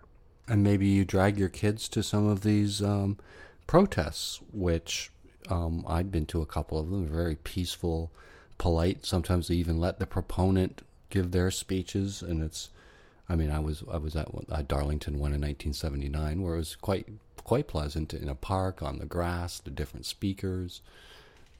Maybe you have to drag the kids to some of these things and demonstrate that it's important to you, and obviously they'll pick up on it. But I think you said, and I've said that I think I was most impressed by this when I was very young. And I was talking to a friend who lived in Durham region when she was younger, and she pointed out that when she was like 8 or 9 or 10, she got together with a bunch of her girlfriends, and they went around the neighborhood with pamphlets because she became alarmed by the KI pills that were being distributed. And so, I guess you'd encourage your little kids to do similar things and pound the pavement and get involved. Yeah, well, we really need the next generation of anti-nuclear activists to step up. So we really need to give some focus to that, because a lot of folks are getting older. I'm, 25 years into this. I'm pushing 50. So, yeah, that's got to be an important investment that we make in our own movement, is to educate the next generation and pass the torch. A little bit worrying when they're all on their iPhones, all texting each other. Maybe they're texting each other facts and articles, or maybe they aren't. There we go. Yeah. I don't know. Somebody suggested that, how do you know that those people that we see, looking into their hands like a brick with their phone, how do you know they're not, handing back and forth great works of art? Or you don't know what they're listening. They could be listening to an anti-nuclear podcast on their iPhone. But what's the next battle for Beyond Nuclear? You said in a couple weeks there's hearings. A big part of my work, because my title is Radioactive Waste Watchdog, is the highly radioactive radiated nuclear fuel. And we're facing multiple dumps. If you count it up, we're facing 4 different dump proposals right now. We're facing permanent disposal at Yucca Mountain, Nevada. We're also facing what they call centralized interim storage facilities at Yucca Mountain, Nevada, at West Texas, and in southeastern New Mexico. And the last one I mentioned in southeastern New Mexico is called Holtec International Eddy Lee County's Energy Alliance. They want to bring 120,000 metric tons of commercial irradiated nuclear fuel, which is 50% more than exists in the United States right now, down to southeastern New Mexico and park it there for as much as 100 years or more. Truth be told, it probably would never leave, and it would become surface storage de facto permanent. So it would be a parking lot dump. And the hearing for that is just about to begin, the licensing proceeding. The Nuclear Regulatory Commission is set to docket, which means to declare complete enough to proceed with the licensing proceeding, the license application. We're looking at that any day now. We were told mid to late February. And what it does is it starts some clocks ticking. 45 days for public comment on environmental scoping matters. 60 days, 60, if you want to intervene legally against the proposal. And as we've discussed, the disparity in resources couldn't be much more extreme. Most of the New Mexico groups are completely volunteer with no funding whatsoever. And yet again, it's a question of environmental injustice or radioactive racism. These communities targeted in southeastern New Mexico and West Texas, and the two facilities are only 38 miles apart from each other. So in my mind, it's one facility. It's an attempt to turn this area into a nuclear sacrifice zone for the rest of the country. They are majority Hispanic communities. There is significant poverty out there, even though a lot of money is being made in these areas from fossil fuel extraction and nuclear activities. They have a uranium enrichment facility out there. They have multiple radioactive waste dumps. One is commercial, low-level, so-called radioactive waste dump. Another one is plutonium military radioactive waste dumping. There's a lot of money flowing through this area. It's just not everybody's getting access to it. So the average salary may be high out there, but guess what? That's an average. And there are low-income folks. So yet again, it's an environmental injustice, and it's coming at us with some force right now. So we're trying to prepare ourselves to fully engage this beast. Well, how does the WIP fit into that? Yeah, that is the military plutonium dump I mentioned. Okay. It is less than 10 miles away from this proposed irradiated nuclear fuel parking lot dump. And so what they're doing is they're taking full advantage of their clause being in this area already. And, you know, that was another don't worry your pretty little heads, WIP could never leak. Well, guess what? Here it is, Valentine's Day 2018, 4 years ago today, is when WIP had its impossible leak of plutonium and americium and other transuranic elements into the environment. They had a single barrel burst in the underground. And long story short, that single barrel, that single 55-gallon drum that burst will cost $2 billion to recover from. Wow. And actually, the facility has never returned to what it was before in terms of throughput. They were shut down completely for 3 years, and at the end of the Obama administration, they kind of opened up again, but at a very reduced rate of acceptance of military waste into there. So what's really telling is that the DGR up at Kincardine really modeled itself after WIP until the accident happened. Yeah. And then they couldn't backpedal fast enough to say they had nothing to do with WIP. They'd be nothing like WIP. I think it was used as a world-class example at those hearings. Yes. How well it was going and how it could never leak. Another kind of foreshadowing, I mean, even in the pamphlet for the DGR, it says that the containers will be crushed eventually by the hydrostatic pressure of the rock. So somebody, I think it was Gordon Edwards, postulated that the containers, which they were obviously going on the cheap with and weren't going to spend a lot of money on, might not last the filling of the repository. And so here we see at WIP, just as we said, a drum burst. So the containers have not withstood the loading of the facility. Yeah, the DGR is very perplexing. I mean, for one thing, why are they doing deep geologic disposal of low-level radioactive waste? That's not done in the United States or anywhere else, really. And a part of their explanation is that while there's going to be intermediate-level waste, which is highly radioactive, well, the question is, why are you mixing the two? So we've been very suspicious the whole time. I never thought of that. Yeah. Is simply an excuse for, at some point, declaring it a high-level dump. Right. And in fact, there are still 2 municipalities near Kincardine that are in the running for the National Canadian High-Level Radioactive Waste Dump. So our fear is that the low and intermediate level DGR will be licensed and allowed to proceed, and then at a certain point, they will declare, well, we've decided to merge it with the high, and through this simple license amendment, we will make that happen. So we're kind of on guard against that prospect. In terms of nuclear waste, and I think you will have to correct me here, So you guys have 100 plus nuclear reactors running, let's just say for the same period of time Canada has had. And then Canada has, 20, 22, depends on how you add, reactors, let's just assume running for the same time. So you guys have 70,000 tons of spent fuel, and we have 57,000 tons of spent fuel. Seems like we seem to make more nuclear waste than you guys.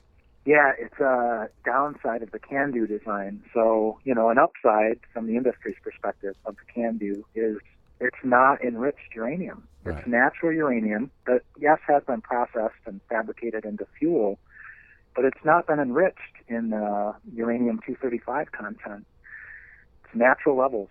But the problem is that involves so much material that it all becomes highly radioactive when it passes through a CANDU reactor core, and that's where you get that voluminous metric for how much waste is being generated in Canada. But it's all highly radioactive waste. You can't get around it. It's very voluminous. It's going to require, if and when a deep geologic repository is ever built in Canada for it, it's going to require a very spacious and thus astronomically expensive facility to accommodate it. That is a real downside, even if you're pro-nuclear, a real downside of the CANDU design. And it's not to say that, the U.S. is great because we have per kilowatt hour of electricity generation less waste. I mean, it's all bad. No, I'm but just you're right. painting really a picture out. where I was going to try to get you to say that CANDU nuclear reactors suck. Well, they suck in many ways. One other way is they are tritium generation factories, Right. And because most of them are located on the Great Lakes, they are pumping that into the Great Lakes. Tritium is hazardous. So if you look at natural levels of tritium from cosmic radiation interacting with the atmosphere, in surface water at natural levels that we can't escape, you're talking 3 to 24 picocuries per liter of surface water on planet Earth. That's how much tritium is in there, 3 to 24 picocuries. But because of artificial tritium from mostly nuclear power, the U.S. Environmental Protection Agency has set a Safe Drinking Water Act limit on tritium in drinking water at 20,000 picocuries per liter. So orders of magnitude more than exists in nature, just because they're trying to strike some cost-benefit balance. But, it's cost to public health, benefit for the nuclear power industry's wallet. And then Canada's even worse. I got to convert that all into Canadian. So, and you will correct me. And we're going to switch to becquerels per liter here. Okay. So, in the United States, it's 700 becquerels per liter. And in California, I think it's like 90 or 70 or something. Okay, and that's the limit on tritium allowed in drinking water. But in Canada, it's 7,000 becquerels per liter is the cap on tritium in drinking water. And is this explained now? Again, correct me here. But it's my reading that says CANDU reactors make 100 times the tritium as a US PWR. Does that all sound... Yeah, I'd have to, look at the math, but, the reason for that, again, is because of some downsides of the CANDU design. So because it's not enriched uranium, heavy water is used as a neutron moderator, and that heavy water means it has another particle in the hydrogen atom than ordinary water would have. Yeah. And so it's that much closer to becoming tritium. So when there is the nuclear reaction and neutrons are flowing, water molecules, the hydrogen atoms, will pick up that neutron and become tritium, which is a hazardous artificial radioactive substance that can harm people. And that's another downside of the CANDU. And yet another is the weapons proliferation potential. And that's exactly how India got its plutonium. I mean, all reactors, all so-called light water reactors, to generate plutonium as a byproduct of the fission reaction. Mm-hmm. The problem with the CANDU is that you can offload irradiated nuclear fuel during operations. That is a definite downside with the CANDU, because in the case of India, the Western intelligence agencies were not even able to track that happening until India exploded its bomb. Perhaps they would have intervened if they had known what was happening, maybe not, because it was supposed to be atoms for peace here, and they're using it for explosives.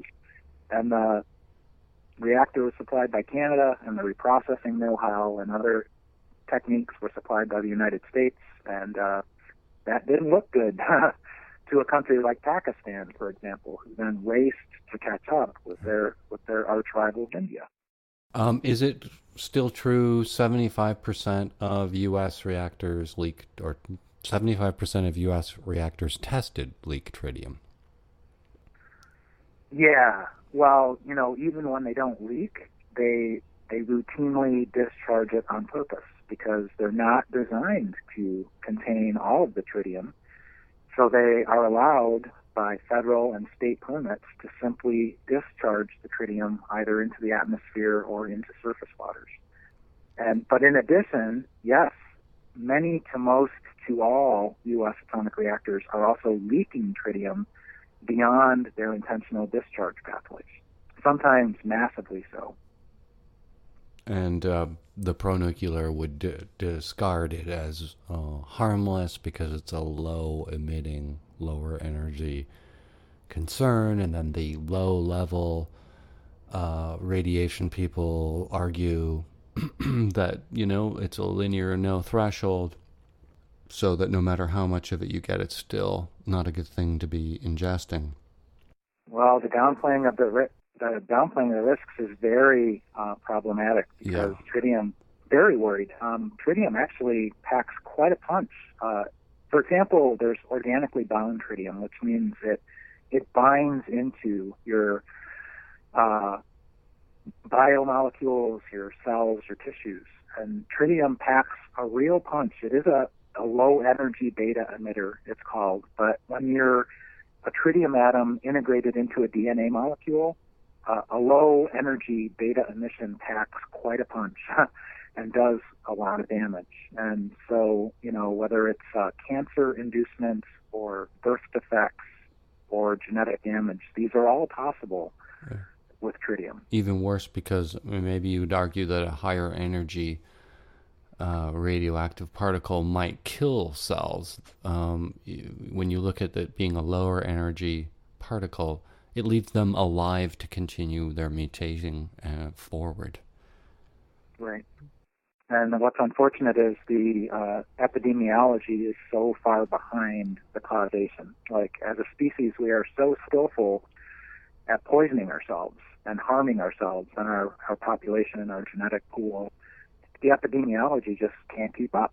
It is infant science compared to the damage we're doing to ourselves. An interesting example of that is, I think that one of the things you learn as a uranium physicist for designing a reactor is the mathematical calculations required to predict the rate that a reaction proceeds with, and how much, let's say, control rods you need to maintain it or balance it. Very sophisticated math and science involved in making those calculations, almost mind-boggling. And we can't do an epidemiological study. There isn't the science for that. Shows where our priorities are. Yeah. But thank goodness for Dr. Alice Stewart in the UK, who back in the 1950s, with a very small team of 3 people, including herself, and a statistician and I believe a bookkeeper, was able to determine that the routine exposure of fetuses to X-rays during the pregnancy was having a dramatic, harmful impact on the babies thus exposed. And she had to defend her finding for years and years on end under intense pressure by radiologists and other nuclear industry officials. But she stood strong and luckily prevailed. And so the routine exposure of babies to X-rays was discontinued because of the harm done. She found that there was something like a 50% increase in the incidence of cancer in babies born after being exposed to a single X-ray while in the womb. Wow. And that used to be practiced widely, and then it was stopped. So, thankfully. What else is on the horizon for Beyond Nuclear? Well, my coworker Paul Gunter is our reactor oversight project director, and he's still trying to have lessons learned from Fukushima applied in the United States because they have not been. Really, it boils down to us trying to shut these reactors down. And so a big part of that work right now, in addition to the safety upgrades, is to block the subsidies from happening. Right. And then the reactors will die a quiet, sudden death because they're losing so much money. Is the Oyster Creek shutdown, is that a ploy for subsidy, or is that actually going to shut down? Well, they have been trying hard for quite a while in New Jersey to get subsidies. They still are at the other 3 reactors in that state, which is Salem, Units 1 and 2, and Hope Creek. But it looks like this Oyster Creek shutdown is for real. It is the oldest reactor in the country. It's pushing 50 years old in September of 2019, and it's not going to make it. They're going to shut down before that, thankfully, because it is a Fukushima twin. So it's living on borrowed time in terms of risk. Can you explain the St. Louis story? We keep hearing these unbelievable stories of underground fires, and is it near a nuclear waste storage facility? It just sounds unbelievable. It's called, the documentary film is called Atomic Homefront, and it's actually available right now on HBO on the website in their documentary film section for free, even if you're not a subscriber. It's an 1.5 hour long documentary. The story there is that St. Louis, Mallinckrodt Chemical, was chosen by the Manhattan Project to process the uranium from the Belgian Congo that was then used by Enrico Fermi in Chicago to create the first reactor, which then led to the production of plutonium out at Hanford, Washington, that was used for the bomb that was dropped on Nagasaki, Japan. And so the waste from Mallinckrodt Chemical in St. Louis was dumped at various places around the St. Louis area. And one of those places in the early 1970s, so some 30 years after the chemical processing of the uranium, was in the Missouri River floodplain in northwestern St. Louis County. Created right next to where it was dumped, this was kind of a garbage dump area of town, is another dump for municipal trash that several years ago was discovered to be on fire. And that underground fire, it's called an underground smoldering event, I believe, subsurface smoldering event, is inching ever closer to the radioactive wastes, which are very intense in nature. The Belgian Congo uranium ore, incredibly, was 65% uranium in the ore. And many ores in the world these days that are being mined because they're economically viable are as low as 0.1% uranium in the ore. This was 65% uranium in the ore. So what you've got there are all the so-called naturally occurring radioactive materials that come off of uranium, which happen to be very hazardous. Things like radium, polonium, there's thorium in there as well. In fact, it's probably one of the greatest concentrations of thorium in any radioactive waste dump in the United States. It's thorium-230. And unfortunately, as the documentary film shows, there have been significant impacts on the health of the surrounding communities because there are residences within hundreds of feet of the dump. There's simply a fence, and radioactivity has been seeping out of this dump in flowing water, in the air, and blowing with the wind for a long time. One of my board members, Lucas Hickson, who's based in Michigan, has done radiological analysis of the contamination in people's homes. And they were able to fingerprint it back to that dump site. It's called the West Lake Landfill, and published it in a peer-reviewed journal. And that data appears in the film to some extent. Another of our board members, Kay Dry, who's a St. Louis resident, has been the watchdog on this situation for over 40 years. And she also appears in the film. And so what she likes to say about it is that this is the oldest nuclear weapons waste in the world, because it is. And she's put out pamphlets that show just how close it is upstream from major drinking water intakes for the entire St. Louis area. So it's just terrible situation. A lot of people have already suffered the worst. Children dying of cancer at a very young age. And what just happened about 10 days ago now is the U.S. Environmental Protection Agency, after a 27-year decision-making process, decided to only do a partial cleanup of the site. They say it would be a 70% cleanup of the radioactive waste in there. That's debatable because they don't even know where the waste is at. It has spread, as I said, but they also don't even know where it was dumped altogether in the first place. So their figures are dubious. The full cleanup would cost something like $700 million, and who knows if it would be a complete cleanup, but they're only willing to spend just over $200 million. So that just came out. I think people are going to keep on fighting to try to get the entire site cleaned up instead of just partially, because EPA for a long time has just wanted to cap the dump and walk away.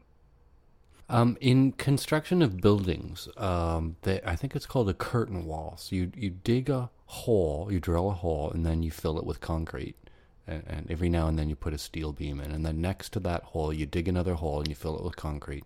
And you keep going until you've created sort of a wall. One wonders if things like that could be done. I don't know how deep they could drill or how deep this smoldering event is.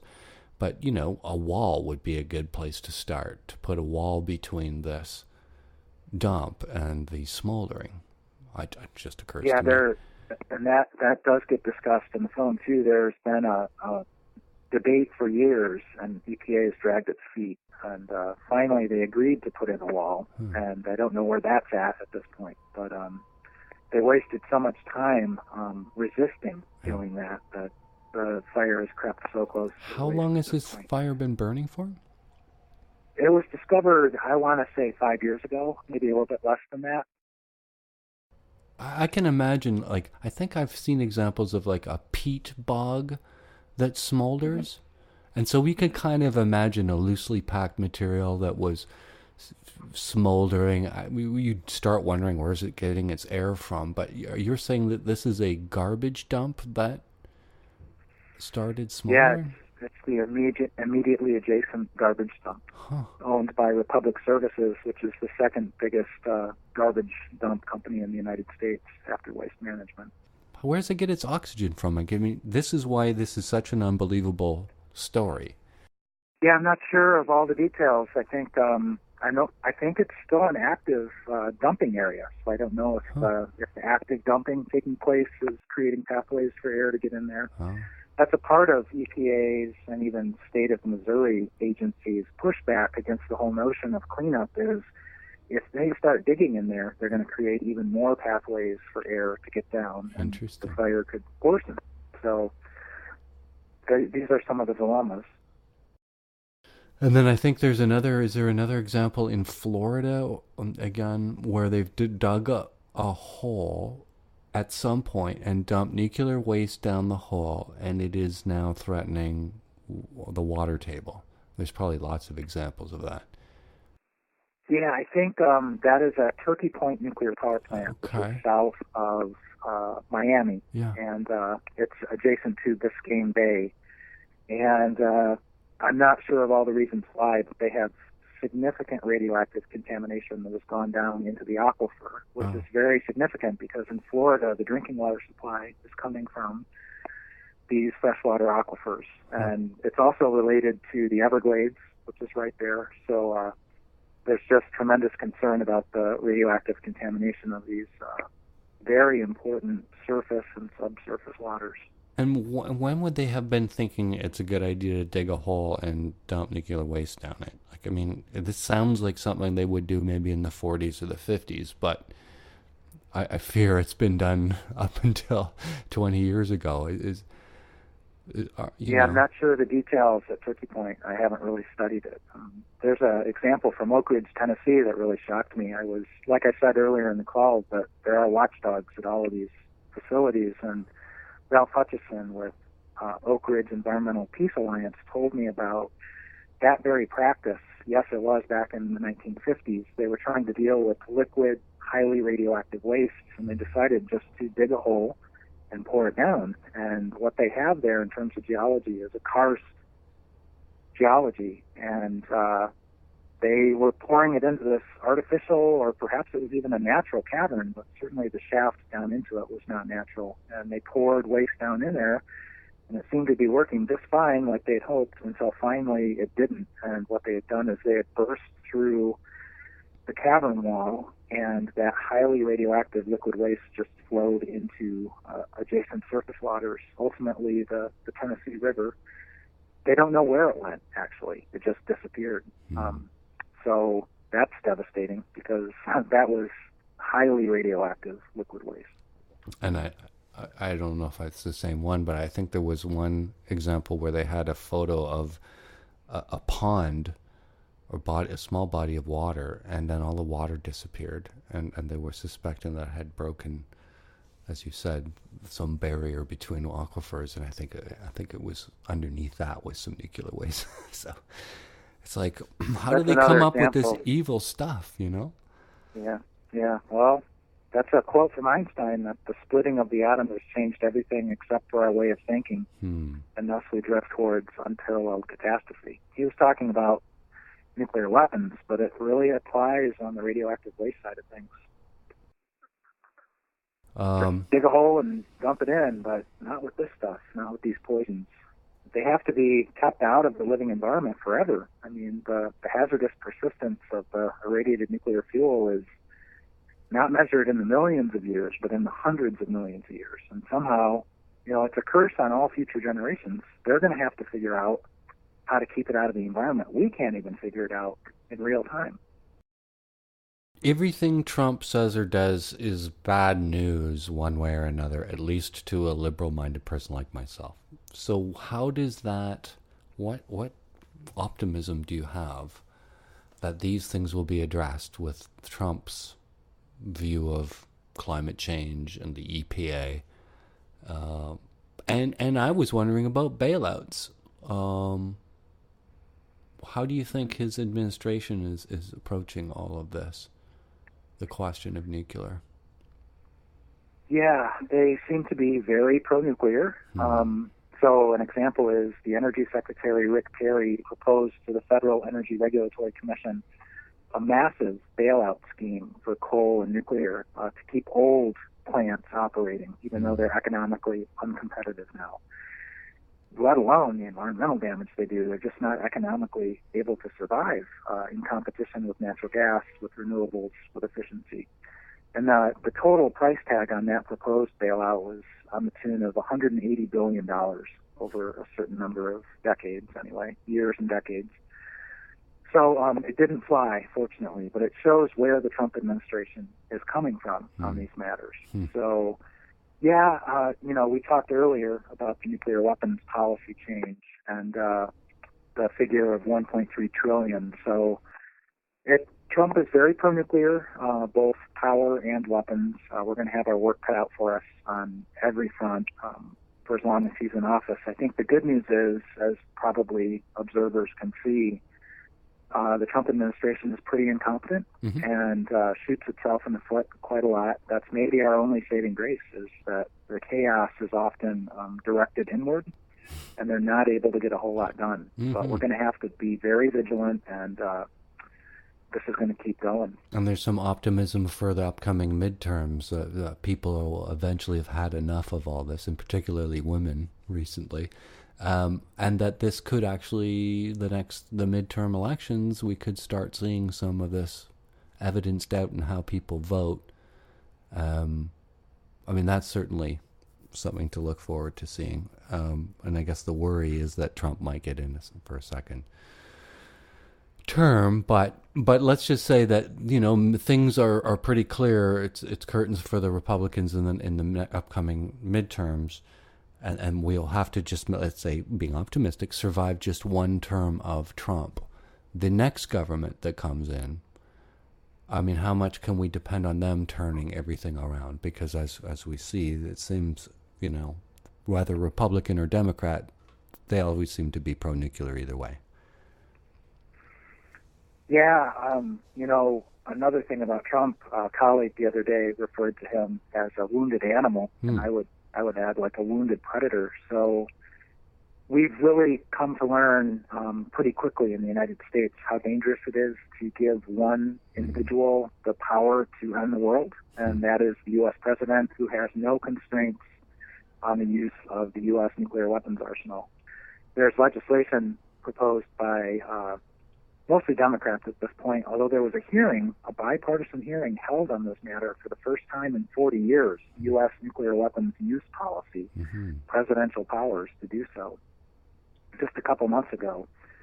And it's a very sobering thought that, as Hillary Clinton herself warned during the presidential campaign, how can we trust our nuclear weapons arsenal to this man who can be launched by an unfavorable news story or a tweet, So that was pointed out by Beatrice Finn with the International Coalition for the Abolition of Nuclear Weapons at the Nobel Peace Prize ceremony in December, that a temper tantrum could end the world. That's the power we've given this man, incredibly. So this legislation would take that away and give Congress a say in the preemptive first use of nuclear weapons. And even if that fails, that attempt, it's injected this idea into the debate. I'm pretty hopeful. I mean, this is the kind of thing that people can really relate to. I have a feeling that even if it doesn't get passed now, I think in slow motion they'll probably add some procedures. We need to abolish these weapons. Well, yeah. That's the bottom line. Well, before they abolish us. Yeah. Would you like to add anything that we didn't get to? Just emphasize that anti-nuclear movement in Canada and the United States and worldwide has really won a lot of victories. And, we've kind of dwelled on the negative a lot, but we have, just as an example, in the United States, President Nixon gave a speech in the early 1970s calling for there to be 1,000 reactors in the United States by the year 2000. And unfortunately, 120 some were built, but that means that 880 some were not built. Right. And a lot of that had to do with grassroots movements, people in their own communities stopping the local proposed nuclear power plant. So that was a lot of reactor risk, a lot of radioactive waste that never happened. And that's the good news. And we just keep fighting to try to abolish both nuclear power and nuclear weapons. I don't know what's so hard about news outlets in covering the subject, but they don't seem to very often. Well, thankfully, there are some examples of really good journalism. So, for example, in Port Huron, Michigan, on this DGR issue, there's a reporter named Jim Block with The Voice, who has covered the DGR for many, many years, every twist and turn, and he does extensive coverage, and it's really great because it's created this institutional record of not only the issue but the resistance. So that's a touchstone of what could be. And I just wanted to, as it seems so daunting sometimes, a couple examples of what an individual can do. And they happen to be Russian, both of them.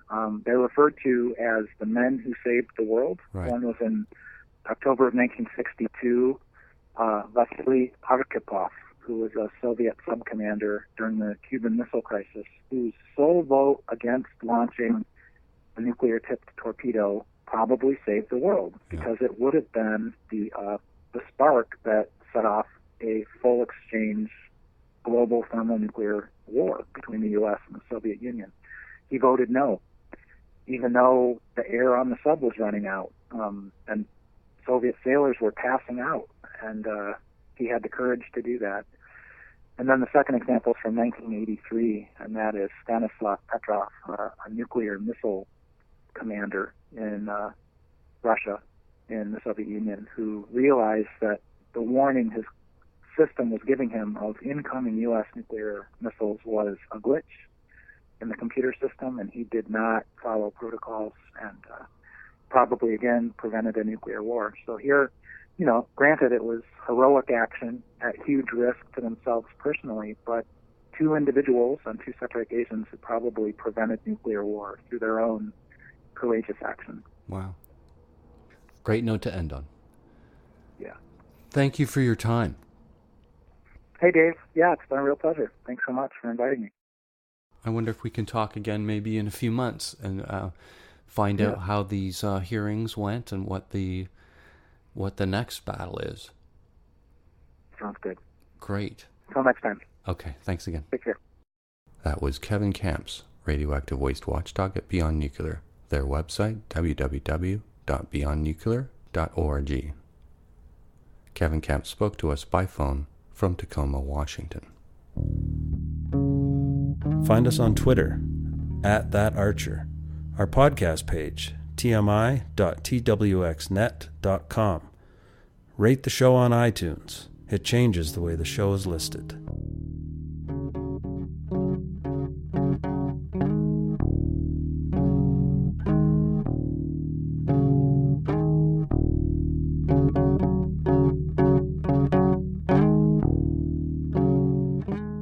This has been TMI.